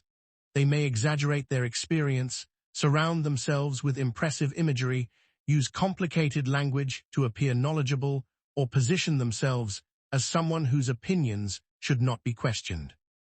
The goal is not always to prove that their ideas are correct. Sometimes it is simply to create an impression that questioning them would be unnecessary. Think about an old castle with a massive gate. The gate itself does not prove what lies behind it. It only creates an expectation. A grand entrance suggests importance before you ever see the interior. In a similar way, external signs of authority can create expectations about a person's abilities before those abilities are actually demonstrated. This is why critical thinking remains important even when dealing with respected individuals. Questioning information does not mean disrespecting expertise. In fact, genuine experts often welcome thoughtful questions because curiosity improves understanding. A strong foundation of knowledge does not collapse when examined. It becomes clearer. The difference between healthy authority and unhealthy authority often appears in how someone responds to questions. A trustworthy professional can explain their reasoning, acknowledge limitations, and recognize when they might not have all the answers. Someone relying primarily on borrowed authority may become defensive when challenged, treating questions as personal attacks rather than opportunities for clarification. This distinction matters because authority is not only about what someone knows, it is also about how they use their influence. A teacher who encourages students to think independently uses authority to empower others. A leader who listens to feedback uses authority responsibly. A person who demands unquestioning obedience uses authority differently. Take a quiet moment to consider the people whose opinions you trust most. What created that trust? Was it simply their title, appearance, or confidence? Or was it built through consistent evidence, honesty, and the way they treated others? Often, true authority reveals itself over time through actions rather than symbols. The interesting paradox is that the people who deserve the most trust are often those who do not need to constantly prove their importance. Genuine expertise is usually comfortable with curiosity. It does not require fear or blind acceptance. Perhaps this is why borrowed authority can be so powerful. It takes something real, the human need for expertise and guidance, and combines it with something superficial, the appearance of expertise. The result can be difficult to distinguish without careful attention. Understanding this pattern does not mean rejecting authority. Society depends on knowledge, experience, and leadership. The goal is simply to recognize that symbols can influence perception before evidence is considered.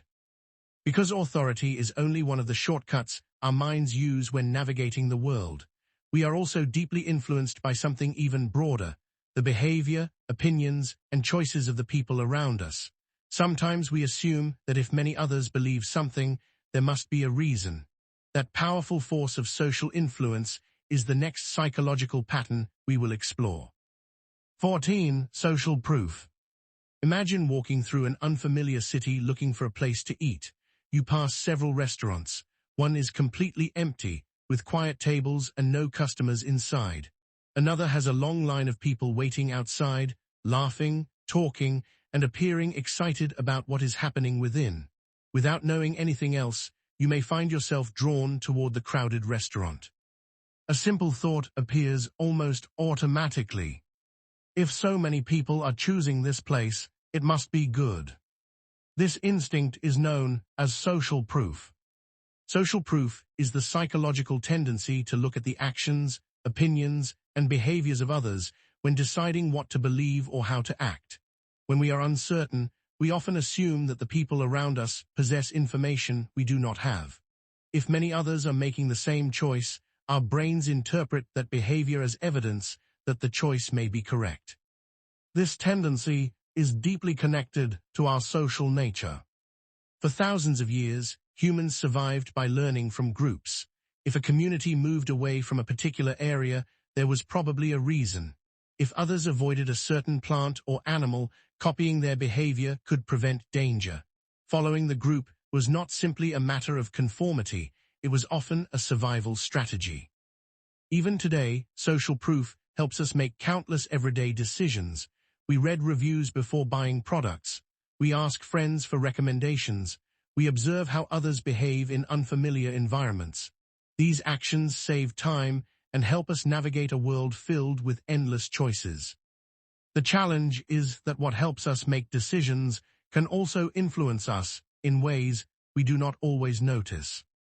Imagine standing in a museum looking at a painting. At first, you are unsure how you feel about it. Then someone nearby confidently explains how brilliant and meaningful the artwork is. Suddenly, your perception begins to shift. You start noticing details you may have ignored before. You may even find yourself appreciating the painting more because someone else provided a framework for understanding it. This does not mean your opinion is fake. Other people's perspectives can genuinely help us see things differently. Learning from others is part of being human. But social proof becomes more complicated when the number of people supporting an idea creates the illusion that the idea must be true. History is filled with examples of groups believing things that later turned out to be incorrect. Popularity does not guarantee accuracy. A crowd can be informed, but a crowd can also be mistaken. The size of a group tells us what many people believe, not necessarily whether that belief is correct. Think about a person standing in a busy street looking upward. A passerby might ignore them, but if 10 people stop and look at the sky, others may instinctively stop as well. Soon, a small group becomes a larger group, not because everyone knows what is happening, but because everyone is responding to everyone else's reaction. This is the fascinating cycle of social influence. We often use other people's behavior as information about reality. Yet sometimes, the only information we have is that other people are also uncertain. Manipulative individuals and organizations may sometimes use this tendency by creating the appearance of widespread agreement or popularity. They may emphasize how many people support an idea, how many customers chose a product, or how many others supposedly agree with a particular opinion. The goal is to make acceptance feel natural and disagreement feel unusual. Again, social proof itself is not negative. Communities depend on shared knowledge.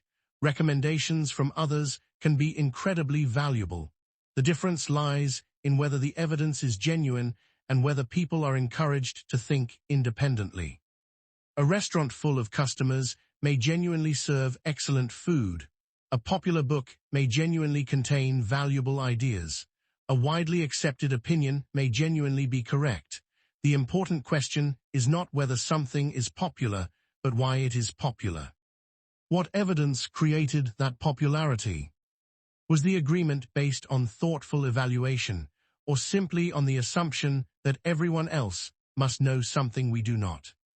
This distinction matters because human beings have a powerful desire to belong.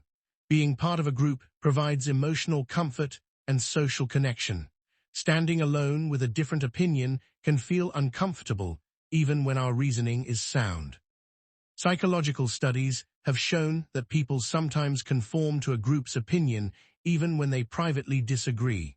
The pressure is not always direct. Sometimes it comes from a simple desire to avoid standing apart. Imagine being in a room where everyone chooses the same answer to a question. You believe the answer is wrong, but every other person appears confident. Would you speak up? Many people discover that the emotional difficulty of disagreeing can be surprisingly strong. This reveals a deeper truth about social proof. It is not just about information, it is also about belonging. We are not only asking, what is true? Sometimes we are unconsciously asking, what will keep me connected to the group? Take a quiet moment to reflect on the decisions you have made because others were making the same choice.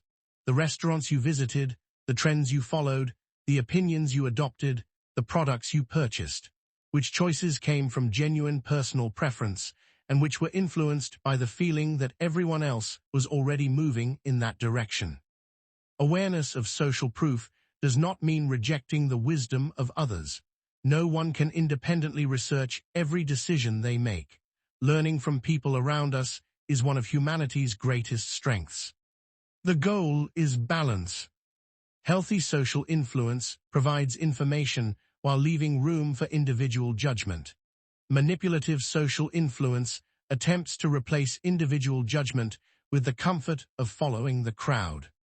Perhaps the most interesting paradox is that the desire to belong, which has helped humans build incredible communities, can sometimes make us hesitate to trust our own perspective.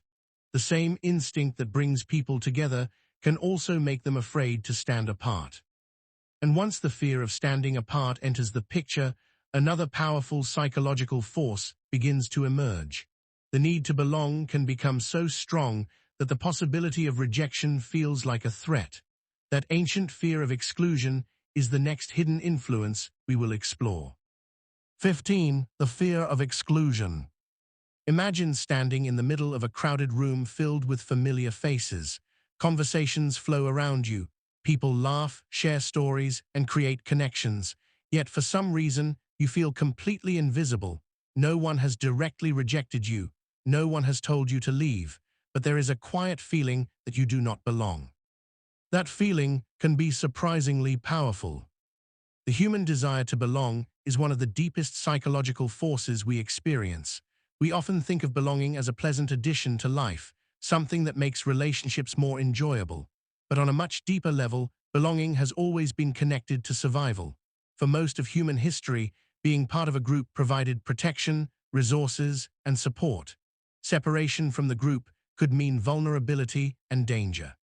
Because of this ancient connection, the human brain developed a strong sensitivity to social acceptance and rejection. Even today, social exclusion can create emotional pain that feels remarkably real. A person may understand logically that being ignored, criticized, or left out is not a physical threat, yet the emotional response can still be intense. The mind treats social connection as something important because, throughout history, connection often determined whether people could thrive.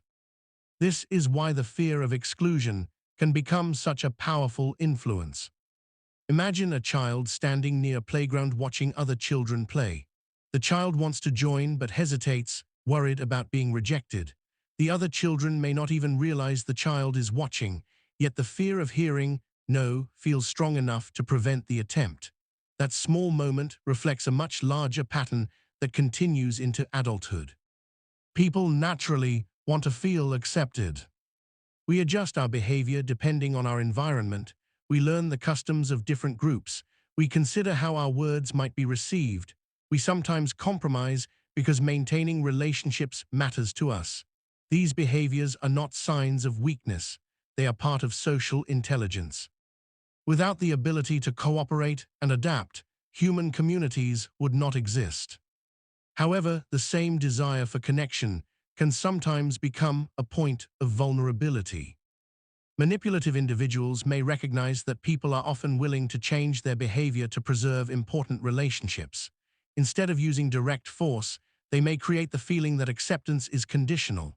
Approval is offered when someone agrees, follows expectations, or behaves in a desired way. Disagreement, independence, or boundaries may be met with distance, disappointment, or withdrawal. The underlying message is subtle. You belong when you do what I want. This dynamic can be difficult to recognize because the desire for connection is so natural.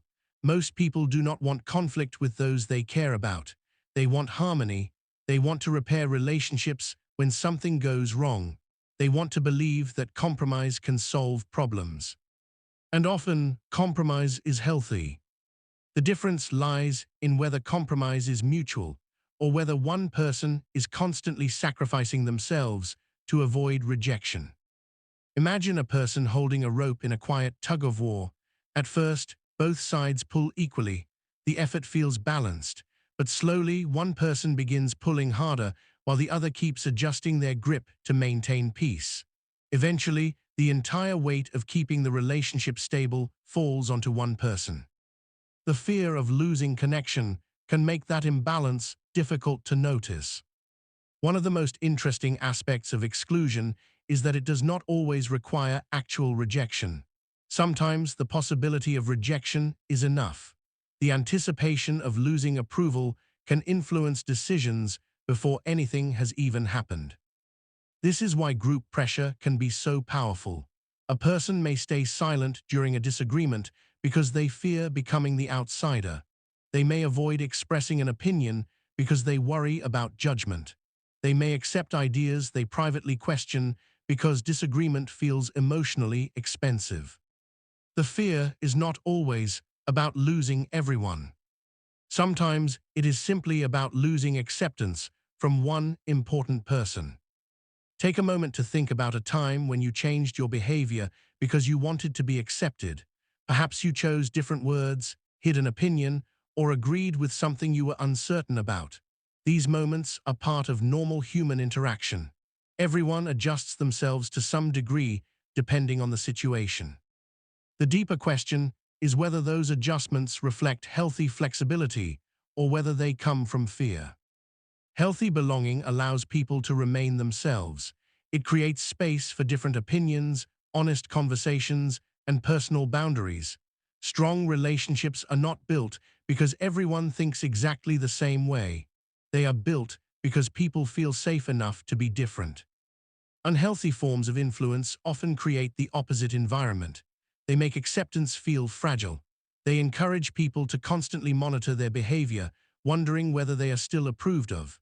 Over time, this can lead to emotional exhaustion because maintaining connection becomes less about mutual care and more about avoiding rejection.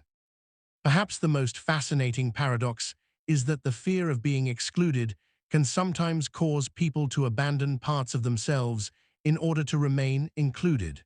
They protect the relationship while slowly losing their own voice. Yet genuine connection does not require someone to disappear.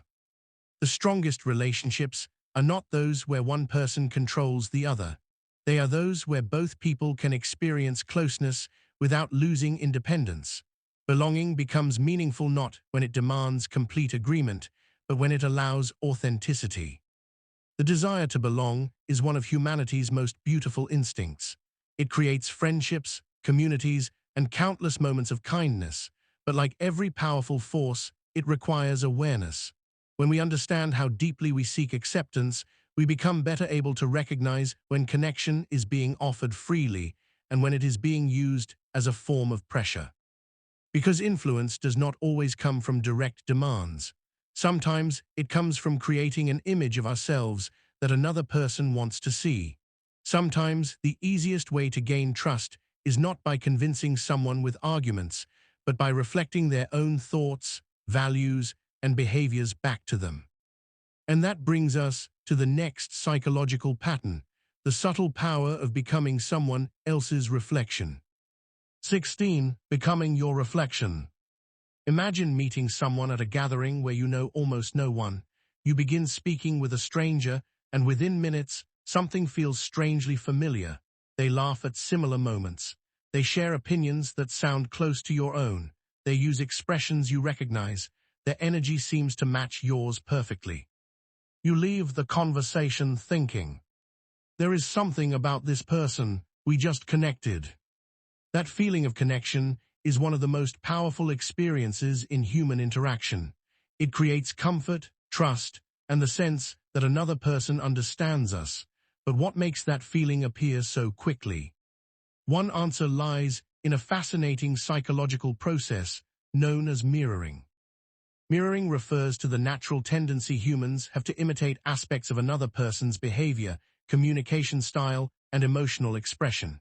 It can happen through body language, tone of voice, gestures, facial expressions, or even the words we choose. Often, this happens without conscious awareness. When two people feel comfortable together, they may naturally begin matching each other's movements and rhythms. Think about two close friends having a conversation. One person leans forward, and the other does the same. One smiles, and the other smiles shortly afterward. Their speaking patterns begin to synchronize. Their pauses feel natural. Their energy seems to move together. This is not a performance. It is part of how humans create social connection. Our brains are constantly searching for signs of familiarity. When another person behaves in ways that resemble us, we often interpret those similarities as evidence of safety and understanding. The mind quietly suggests, "This person is like me."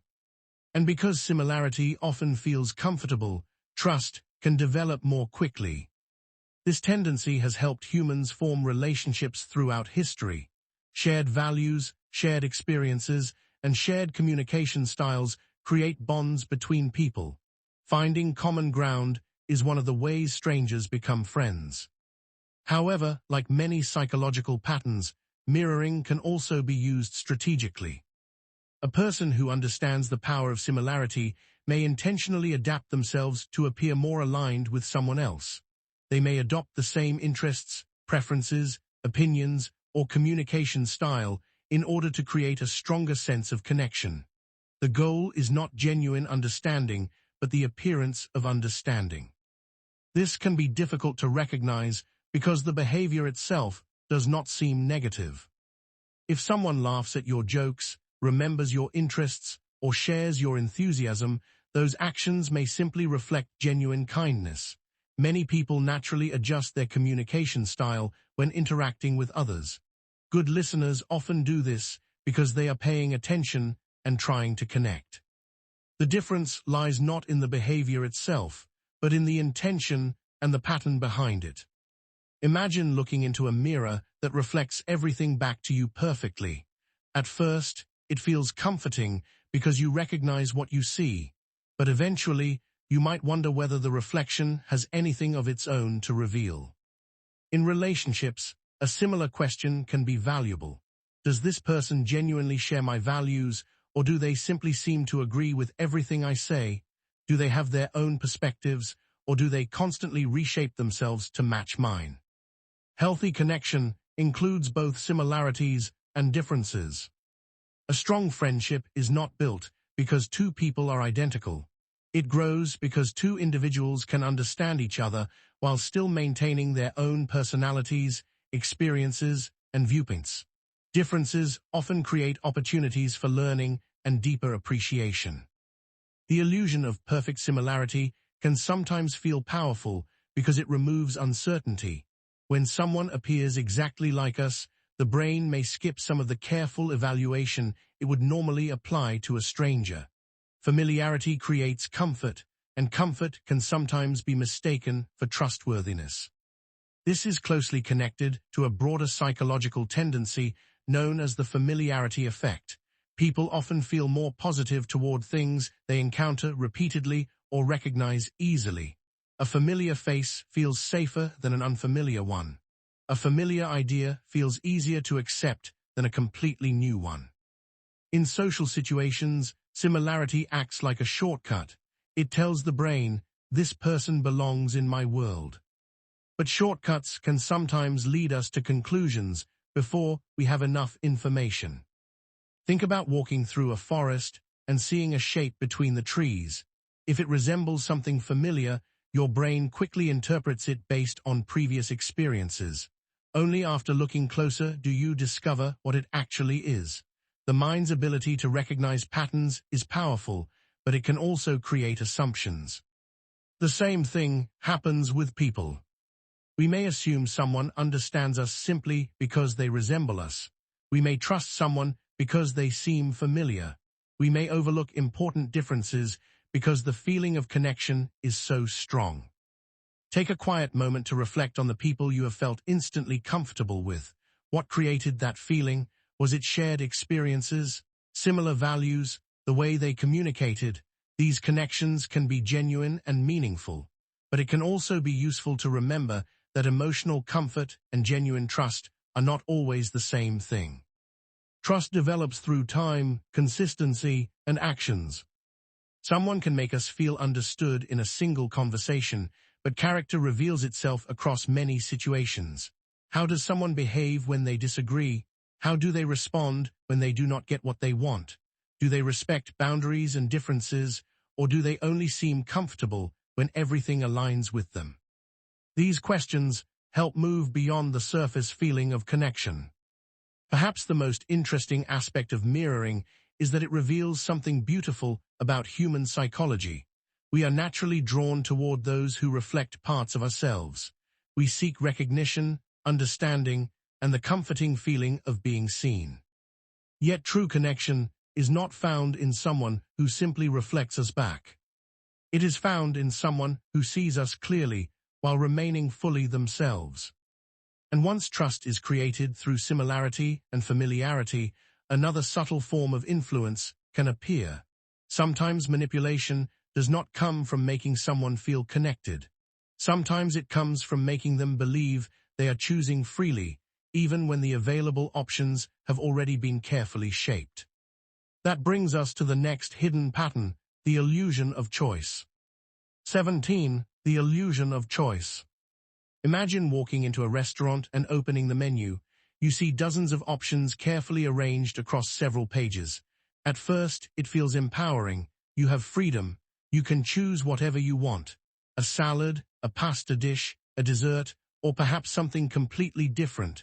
The number of possibilities creates a feeling of independence. But what if you suddenly noticed that the menu itself was designed to guide your decision?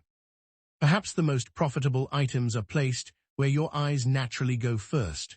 Maybe certain descriptions use emotional words that make some choices feel more appealing. Perhaps the restaurant highlights a few recommendations while quietly making others less noticeable. You are still choosing, but the environment around your choice has influenced the path. This idea leads us to one of the most fascinating concepts in human psychology, the illusion of choice. The feeling of having choices is deeply connected to our sense of freedom.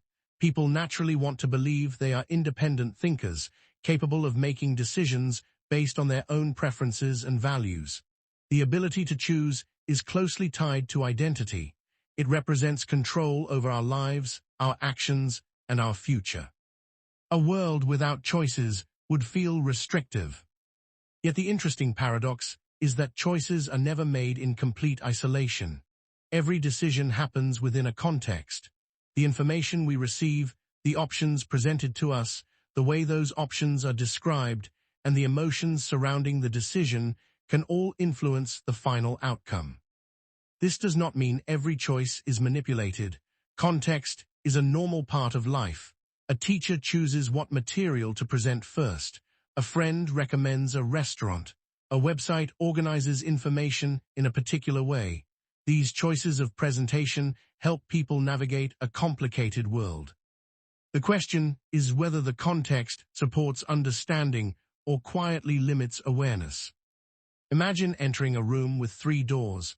Someone tells you that you are free to choose any door you want. You feel completely independent, but what you do not know is that 2 doors lead to the same place, while the third leads somewhere entirely different.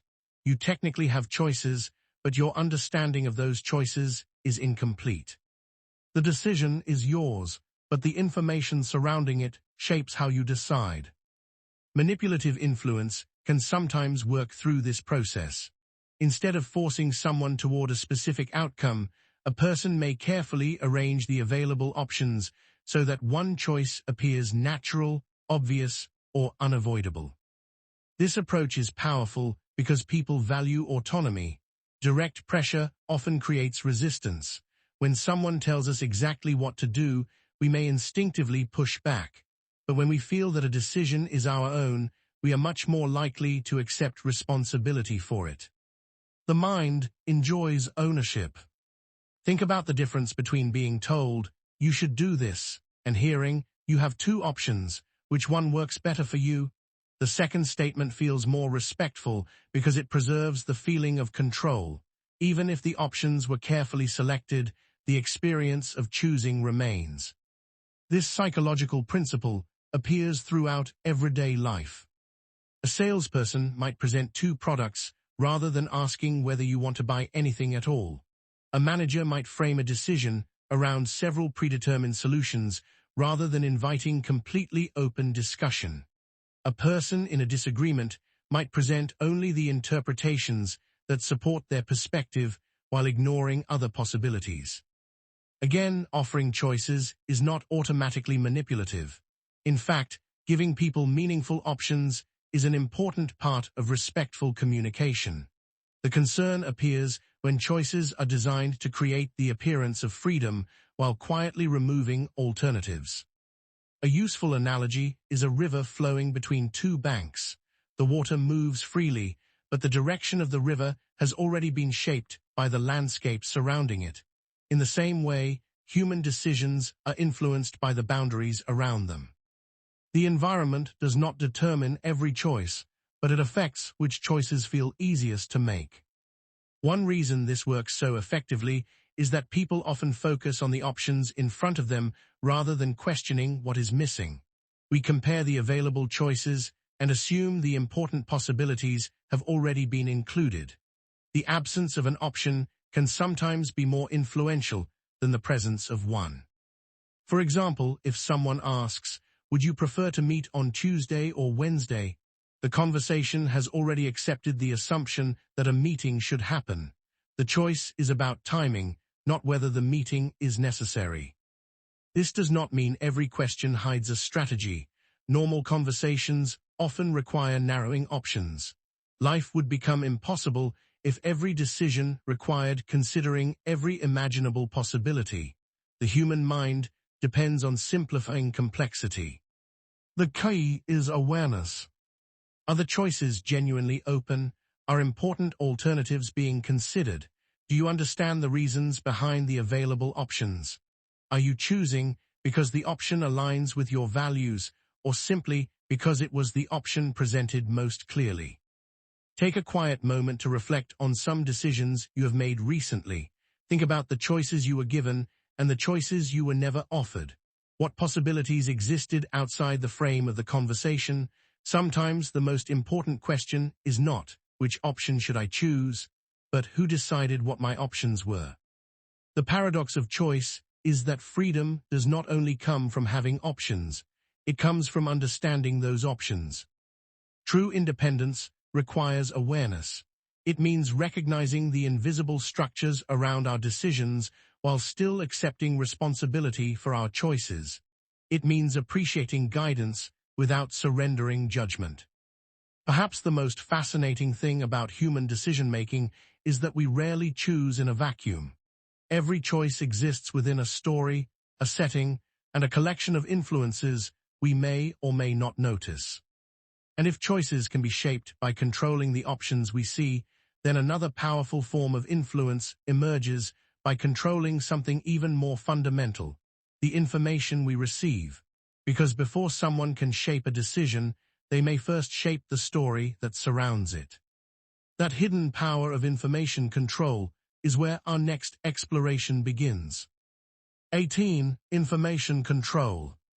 Imagine waking up one morning and discovering that someone has rearranged every window in your home. The rooms are the same, the furniture is the same, the outside world still exists exactly as before, but the view you see has changed. One window now shows a beautiful garden, another shows a busy street, a third reveals only a blank wall. The world outside has not changed. Only your access to it has. This simple image reveals something profound about human perception. We do not experience reality directly. We experience the information available to us about reality. The details we receive, the details we miss, and the way those details are presented all influence the conclusions we form. Information is the foundation of understanding. It allows us to make decisions, evaluate situations, and create meaningful opinions. Without information, the mind is forced to guess. It fills empty spaces with assumptions, previous experiences, and whatever explanations seem most available. This is why controlling information can be such a powerful form of influence. Throughout history, information has always carried power. Leaders have used communication to inspire people, educate societies, and create change. Scientists share discoveries that transform the way we understand the universe. Teachers provide knowledge that allows future generations to grow. But information can also be shaped in ways that limit understanding. One of the simplest ways this happens is through selective presentation. Instead of creating a completely false story, someone may choose to reveal only certain parts of the truth while leaving out important context. The information provided may be accurate, but incomplete. Imagine watching a short video clip of a conversation between two people. In the clip, one person appears angry and aggressive. Without seeing what happened before or after, you might immediately form an opinion about that person. But when the full conversation is revealed, you discover that the situation was far more complicated. The original information was not necessarily false. It was simply incomplete. This is one of the reasons context matters so much. A single fact can create very different interpretations depending on what surrounds it. Human beings naturally build stories from information, and missing pieces can dramatically change the story we create. Manipulative individuals may sometimes understand this tendency. Rather than changing reality itself, they may influence how reality is perceived by controlling which parts receive attention.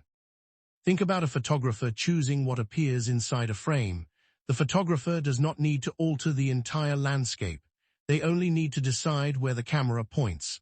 A beautiful image can hide something outside the frame. A dramatic image can exclude details that would create a different interpretation. In everyday life, this process happens constantly. News reports choose which events to highlight. Conversations focus on certain memories while ignoring others. People describe situations from their own perspective, emphasizing details that support their understanding. Most of this is not manipulation. It is simply part of how humans communicate. Everyone has a limited viewpoint.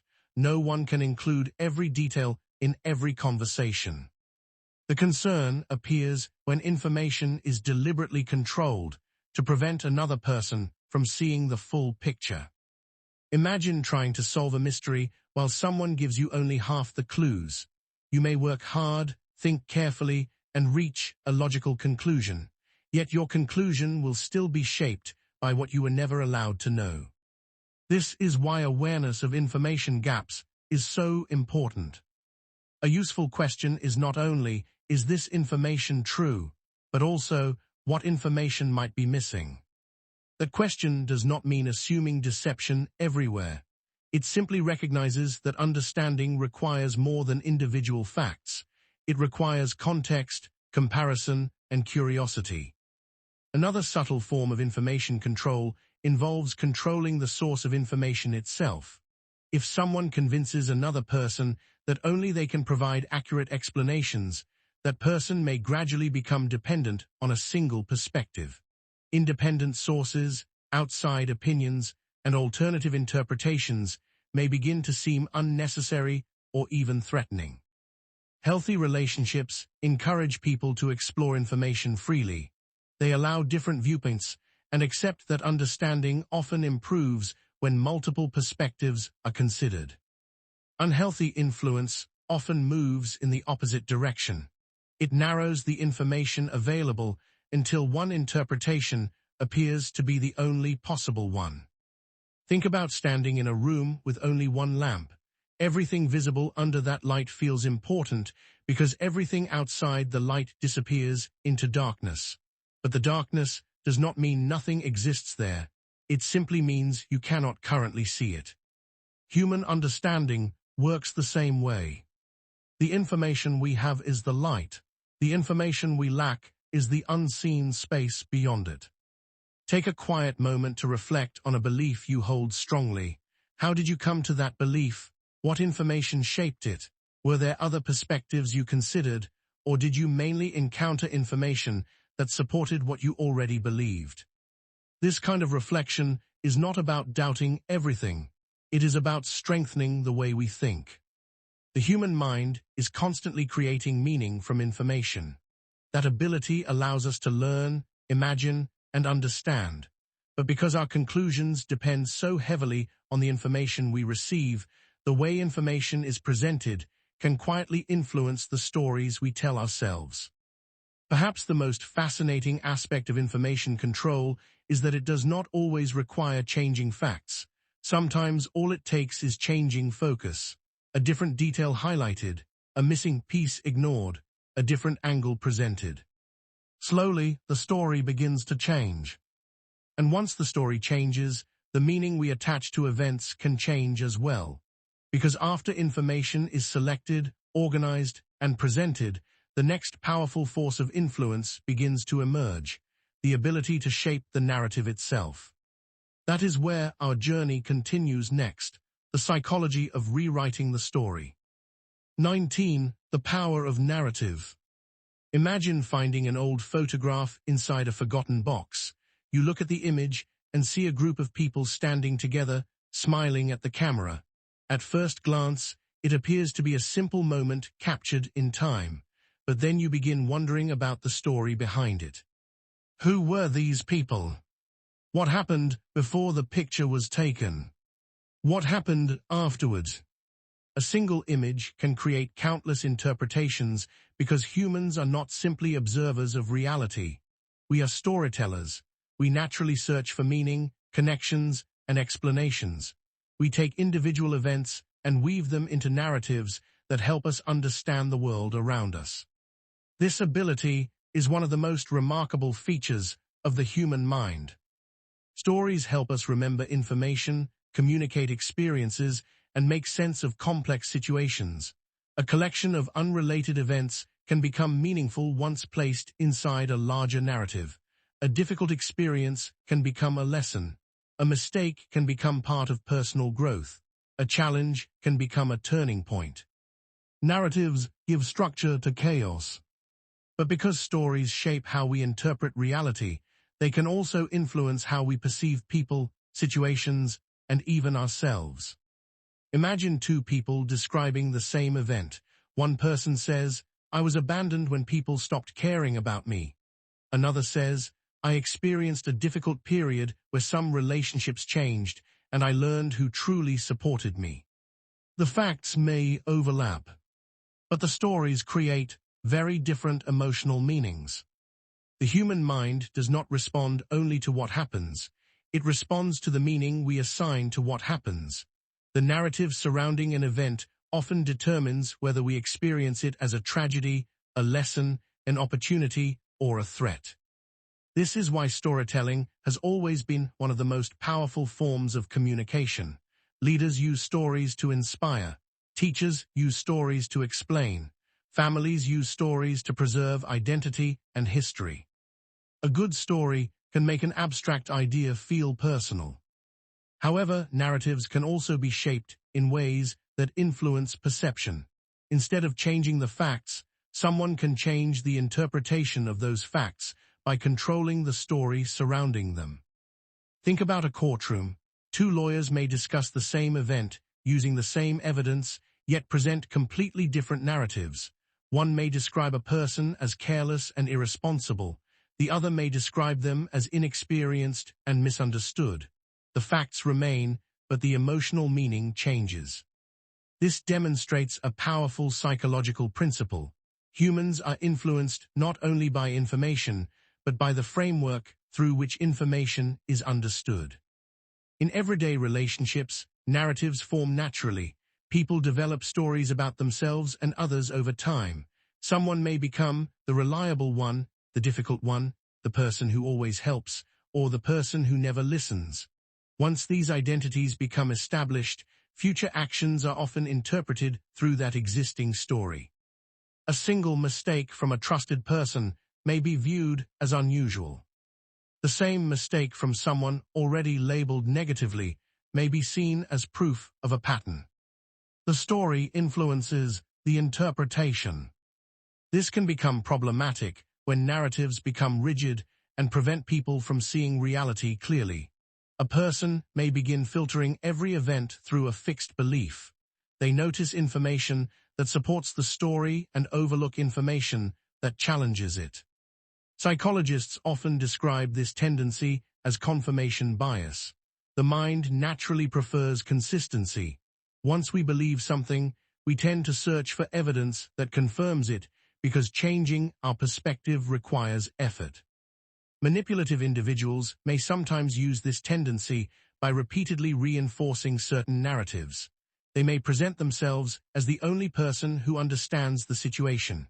They may portray others as untrustworthy, unreasonable, or harmful. Over time, repetition can make a particular interpretation feel like obvious truth. The power of a narrative often comes from consistency. A single statement may be questioned, but a story repeated again and again can gradually become part of how someone understands the world. Imagine hearing the same song every day for years. Eventually, you may know every note without consciously trying. Narratives can work similarly. Repeated ideas become familiar, and familiarity can create a feeling of truth. This is why it is valuable to occasionally step outside our own stories and examine them. Take a quiet moment to reflect on a belief you have about yourself.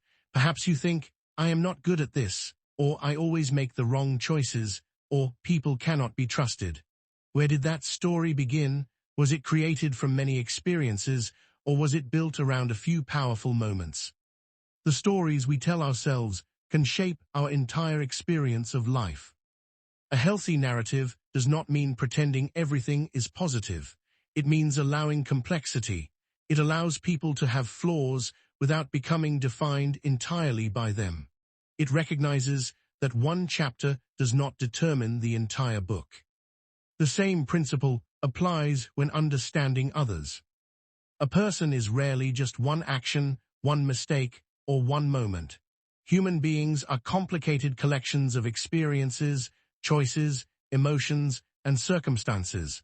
The most accurate stories usually include multiple perspectives. Perhaps the most fascinating aspect of narratives is that they create a bridge between reality and perception. The world exists outside us, but the story we create about that world determines how we experience it.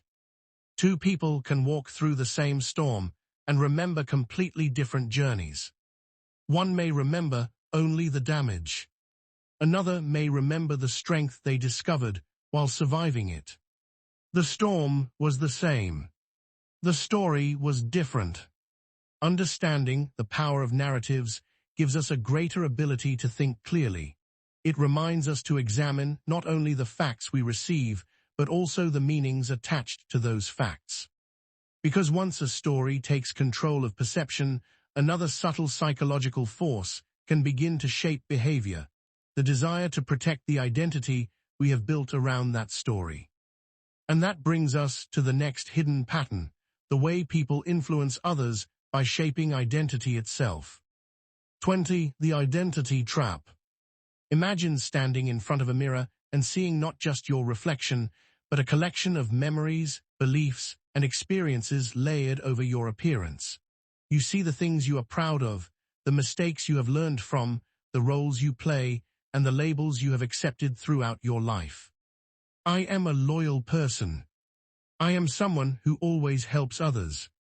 I am the kind of person who never gives up. These statements may feel like simple descriptions, but they are much more powerful than they appear. They are pieces of identity, the internal story we create about who we are. Identity gives our lives a sense of continuity. It connects our past, present, and future. It helps us make decisions by answering an important question. What would someone like me do? This question can be incredibly useful. A person who sees themselves as responsible may naturally make responsible choices. Someone who identifies as compassionate may be more likely to help others. Someone who views themselves as disciplined may find it easier to maintain good habits. Identity acts like an internal compass. But every compass can be influenced by the environment around it. One of the most fascinating aspects of human psychology is that people strongly desire consistency between their actions and their sense of self. When we believe we are a certain type of person, we often make choices that protect that identity. We want our behavior to match our beliefs about ourselves because inconsistency creates discomfort. This psychological tension is sometimes called cognitive dissonance. Imagine someone who believes, "I am a careful person," but they make a reckless decision. The contradiction between their action and their identity creates discomfort. The mind naturally tries to reduce that discomfort. They may change their behavior, rethink their belief, or create an explanation that allows both things to exist together. This process happens constantly in everyday life. Identity helps us grow, but it can also become a place where influence takes hold. Imagine someone telling you, "You're not the type of person who would give up on someone," or "A person like you would understand why this is important." At first glance, these statements may sound like compliments. They appear to recognize positive qualities. But hidden within them is a suggestion. They connect a specific action to your identity. Suddenly, the decision is no longer just about the situation. It becomes a question of whether you are still the kind of person you believe yourself to be. This is why identity-based influence can be so powerful. People are often willing to endure discomfort to protect their self-image. They may ignore their own needs, change their choices, or accept situations they would normally question because walking away feels like a betrayal of who they are. Imagine a person wearing a heavy coat in warm weather because someone convinced them that removing it would mean they are no longer strong. The coat becomes uncomfortable, but taking it off feels like admitting weakness. The problem is not the coat itself. The problem is the meaning attached to it. Identity can transform ordinary decisions into emotional battles. This is especially important because many of our identities are built around admirable qualities. Being generous, loyal, patient, forgiving, or understanding are valuable traits, but even positive qualities require balance. A generous person can still have boundaries. A loyal person can still recognize unhealthy situations. A forgiving person can still protect themselves from repeated harm. The challenge comes when a strength becomes a rule that cannot be questioned. Manipulative influence may sometimes work by attaching expectations to someone's values. Instead of asking directly for compliance, a person may frame the situation as a test of character. If you really cared, you would. If you were truly loyal, you wouldn't. If you were actually a good person, you would. These statements shift the focus away from the actual decision and toward identity. The person begins defending who they are rather than evaluating what is reasonable. But identity is not supposed to be a prison. A healthy sense of self allows growth and change. It recognizes that people are complex and capable of acting differently in different situations. A person can be kind while saying no. They can be responsible while making mistakes. They can care about others while also caring about themselves. The most stable identities are flexible. Think about a tree growing through different seasons. In spring, it produces leaves. In autumn, those leaves fall away. The tree changes constantly, yet it remains the same tree. Growth requires adaptation. Identity works in a similar way. We become stronger not by defending every old belief about ourselves, but by allowing ourselves to evolve. Take a quiet moment to reflect on the identities you carry. What words would you use to describe yourself? Which of those identities bring you strength? Which ones create pressure? Are there expectations you follow simply because they are connected to the person you believe you must be? These questions reveal something important. The goal is not to eliminate identity. Without identity, life would feel directionless. The goal is to understand that identity is something we create, not something that completely controls us. Perhaps the greatest freedom comes from realizing that being yourself does not mean staying exactly the same forever. It means having the ability to examine your beliefs, change when necessary, and choose actions based on awareness rather than pressure. The human mind seeks consistency because consistency feels safe, but growth often requires a willingness to step beyond the familiar version of ourselves. And once identity becomes connected to our emotions, another powerful influence emerges. People do not only want to protect who they are, they also want to protect what they believe they deserve. When someone creates a sense of obligation, entitlement, or special treatment, it can quietly shape how relationships work. That next psychological pattern explores the powerful force of reciprocity, the invisible exchange that influences human connection. 21. The invisible debt of reciprocity. Imagine walking down a quiet street when a stranger suddenly helps you pick up something you dropped. They smile, offer assistance, and continue on their way. The interaction lasts only a few seconds, yet something interesting happens inside your mind. You feel a natural desire to return the kindness. Perhaps you want to thank them more deeply. Maybe you would help someone else later that day. Even a small gesture can create a feeling that something has been exchanged. This instinct is known as reciprocity. Reciprocity is the psychological tendency to respond to actions from others with similar actions. When someone gives us something, helps us, or shows kindness, we often feel an internal pull to give something back. This principle is one of the invisible forces that holds human societies together. It exists everywhere. Friends support each other during difficult times. Communities come together during emergencies. People exchange favors, advice, and resources. Relationships often grow through a continuous cycle of giving and receiving. Without reciprocity, cooperation would become far more difficult. Human connection depends partly on the understanding that support flows in both directions. But this same instinct that creates trust and cooperation can also become a source of influence. The reason reciprocity is so powerful is that it often operates beneath conscious awareness. People do not always think, "I am now returning a favor because of a psychological principle." Instead, they simply experience a feeling that something is unfinished. A small act of kindness can create an invisible emotional balance that the mind wants to restore. Imagine someone buying you a coffee unexpectedly. It is a generous gesture. You appreciate it. Later, when they ask for a favor, you may feel more willing to help, not necessarily because you have been forced, but because the earlier kindness changed the emotional context of the interaction. The favor feels connected to the kindness that came before it. This is a normal part of human relationships. Giving and receiving create bonds. The problem begins when generosity is used strategically to create a sense of obligation rather than genuine connection. Imagine receiving a gift from someone you barely know. At first, you are grateful, but later, the person reminds you repeatedly of what they did for you. The gift begins to feel less like kindness and more like a contract you never agreed to. The emotional meaning changes. A gift given freely creates appreciation. A gift used as leverage creates pressure.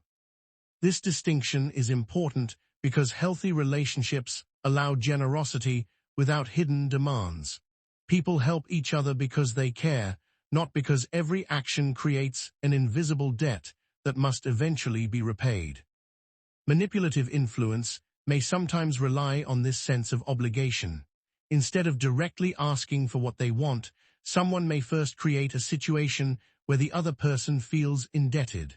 The request arrives after the emotional groundwork has already been established. The person receiving the request may think, "After everything they have done for me, how can I say no?" Notice how the focus shifts. The question is no longer about whether the request is reasonable. It becomes about whether refusing would make someone feel ungrateful. This is where reciprocity becomes complicated. Gratitude is healthy. Appreciation strengthens relationships, but gratitude does not mean surrendering personal boundaries.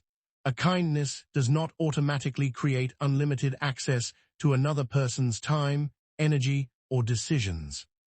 Think about planting a tree in someone's garden. Giving someone a seed is generous, but that does not mean you own the garden forever. A gift can create connection without creating control. The human mind sometimes struggles with this distinction because we naturally want to see ourselves as fair people. Most people do not want to be viewed as selfish or ungrateful. When someone reminds us of their sacrifices, we may become more focused on protecting our image as a good person than evaluating whether the situation is fair. This connects reciprocity with identity. A person who values being kind may be especially uncomfortable rejecting a request after receiving help. They may think, a caring person would do this. Once again, an emotional decision becomes connected to self-image. But kindness without boundaries can become exhaustion. Healthy generosity includes freedom. The giver chooses to give, and the receiver chooses how to respond. There is appreciation, but there is no invisible chain attached. Take a quiet moment to reflect on the relationships in your own life. Think about the people who have helped you. Which connections feel like a natural exchange of care? Which ones feel as though every favor creates an expectation that must eventually be repaid? The difference is often found in how the giving feels. True generosity creates warmth. Manipulative generosity creates weight. One of the most interesting paradoxes of reciprocity is that the same instinct that allows humans to build trust can also make us vulnerable to emotional pressure. The desire to return kindness reflects something beautiful about human nature. It shows that we recognize care, remember support, and value connection. The challenge is remembering that appreciation and obligation are not the same thing. We can be grateful without being controlled. We can accept kindness without surrendering our choices. We can value relationships while still maintaining our own judgment. Perhaps the quiet lesson of reciprocity is that every exchange carries more than the thing being exchanged. A favor carries meaning. A gift carries emotion. A gesture carries a message about connection. And because human beings respond so strongly to the meanings behind actions, another psychological force begins to emerge: the power of commitment. Once we make a choice, express a belief, or take a position, our minds often work hard to remain consistent with that decision. That invisible need for consistency is where our next exploration begins. 22. Emotional reasoning, feeling as fact. There is a subtle but powerful distortion in the way the mind can interpret reality through emotion. It happens so naturally that it often goes unnoticed. A feeling arises, and instead of being seen as a passing internal state, it is treated as evidence about the world. This is emotional reasoning, the tendency to assume that because something feels true, it must be true. At first, this feels entirely logical from the inside. Emotions are immediate, vivid, and persuasive. They arrive before analysis, before reflection, before doubt. So when anxiety appears, the mind assumes there must be danger. When sadness appears, the mind assumes something is wrong. When discomfort arises, the mind assumes something external must be responsible. The feeling becomes not just an experience, but an interpretation. Take a moment to notice how quickly emotion can shape perception. A neutral situation can feel threatening if the internal state is anxious. A kind gesture can feel suspicious if trust is low. A moment of silence can feel like rejection if insecurity is present. The external world may remain unchanged, but the emotional lens alters its meaning almost instantly.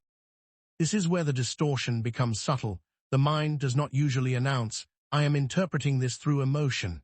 Instead, it blends feeling and fact into a single experience. The emotional state is not questioned. It is used as input for conclusions. If something feels wrong, it is assumed to be wrong. If something feels unsafe, it is treated as unsafe. The strength of the feeling becomes mistaken for the accuracy of the judgment. What makes emotional reasoning particularly convincing is that emotions are real experiences. They are not imagined or abstract. They are felt in the body, often with physical intensity. Because of this, they carry a sense of authenticity that thoughts alone may not have. But authenticity of experience is not the same as accuracy of interpretation. A feeling can be real without being a reliable indicator of external truth. Over time, this pattern can shape how reality is consistently interpreted.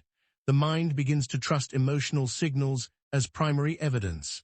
Decisions become guided by how something feels in the moment rather than by broader context or reflection. This can lead to strong convictions that are deeply felt, yet not necessarily aligned with the full picture of what is happening. There is also a reinforcing loop within emotional reasoning. Once a feeling is interpreted as truth, the resulting behavior can reinforce the original emotion. If anxiety is treated as evidence of danger, avoidance may follow, which then maintains the sense of danger. If sadness is interpreted as proof of failure, withdrawal may follow, which deepens the feeling. In this way, emotion and interpretation continuously reinforce each other. Take a moment to observe how often feelings are treated as conclusions rather than signals. Notice how quickly the mind moves from "I feel this" to "this must be true." And as we continue forward, we arrive at the final mental pattern in this sequence, a quiet but fundamental discomfort that sits beneath many of the others, the mind's difficulty with not knowing, and the tension created when certainty is not available. 23. The need to be right. Imagine standing on a mountain path looking out over a vast landscape. From your position, you can see rivers, trees, and distant valleys stretching toward the horizon. The view feels complete. It feels like you understand the entire landscape. Then someone approaches from another side of the mountain and describes what they see. Their view is different. They notice details you cannot see. They describe paths hidden behind hills, areas covered by shadows, and parts of the landscape that exist beyond your line of sight. For a moment, a strange tension appears. If their perspective is accurate, does that mean yours was wrong? This simple moment reflects one of the most complex aspects of human psychology, our relationship with being right. The desire to be correct is not simply about winning arguments. It is connected to something much deeper. Our beliefs help us understand the world, make decisions, and create a sense of stability. When someone challenges an important belief, it can sometimes feel as though they are challenging our understanding of reality itself. Ideas are not just pieces of information. They often become part of who we are. A person may believe they are practical, intelligent, compassionate, independent, or informed. The beliefs they hold often support these identities. So when a belief is questioned, the mind may interpret the challenge as more than a disagreement. It may feel like a threat to personal identity. This is why some disagreements become emotional, even when the topic itself seems ordinary. The conversation may appear to be about facts, but beneath the surface, it may actually be about belonging, values, and self-image. Psychologists have studied this tendency through concepts such as confirmation bias and motivated reasoning. The human mind is naturally skilled at searching for information that supports existing beliefs while paying less attention to information that creates discomfort. This does not mean people are incapable of changing their minds. Humans learn and adapt constantly, but changing a deeply held belief often requires more than receiving new information. It requires being willing to examine the emotional connection we have with that belief. Imagine a person building a house over many years. Each belief is like a brick added to the structure. Some bricks represent experiences. Others represent lessons from family, culture, education, or personal reflection. Eventually, the house becomes a place of familiarity and safety. Now imagine someone questioning the foundation of that house. The natural reaction may not be curiosity. It may be defense. The person is not only protecting an idea, they are protecting something they have built. This explains why facts alone do not always change minds. Information enters a psychological system that already contains memories, emotions, and identity. If new information feels threatening, the mind may focus less on understanding it and more on defending against it. Manipulative individuals may sometimes recognize this human tendency. Rather than presenting information neutrally, they may frame disagreements as attacks on identity. They may suggest that accepting another perspective means someone is weak, foolish, disloyal, or uninformed.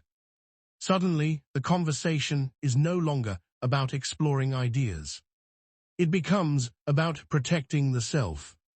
This is a powerful shift, because people will often defend their identity more strongly than they defend a simple opinion.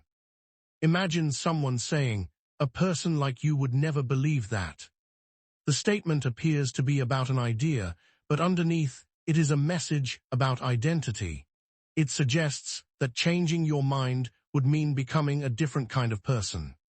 Yet intellectual growth often requires exactly that ability, the willingness to update our understanding. Think about science. Many discoveries throughout history required people to abandon previously accepted explanations.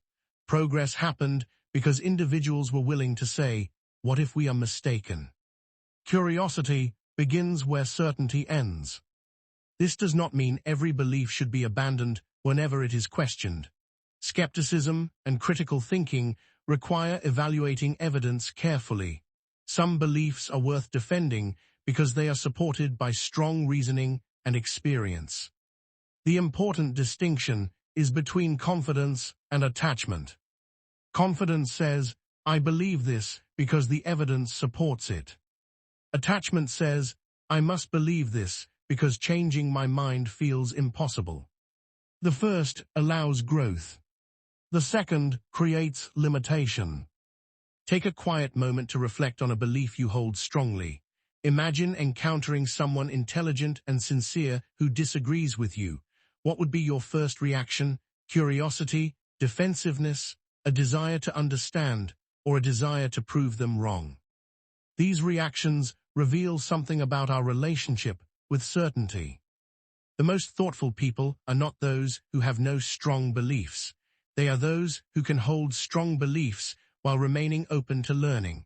They understand that being wrong about something does not reduce their worth. It simply reveals an opportunity to understand more deeply. Perhaps the greatest paradox of knowledge is that the more we learn, the more we recognize how much remains unknown. A person who believes they already know everything closes the door to discovery. A person who accepts uncertainty creates space for growth. The need to be right is powerful because it protects our sense of order. It tells us that our decisions make sense, our experiences have meaning, and our understanding of the world is reliable. But wisdom often comes from accepting that reality is larger than any single perspective. And once people become emotionally attached to being right, another psychological force can emerge. Sometimes the mind does not simply defend beliefs, it creates explanations that protect those beliefs from contradiction. It reshapes memories, interpretations, and reasoning to maintain a comfortable sense of certainty. That hidden process of self-protection is the next pattern we will explore, the mind's ability to justify almost anything.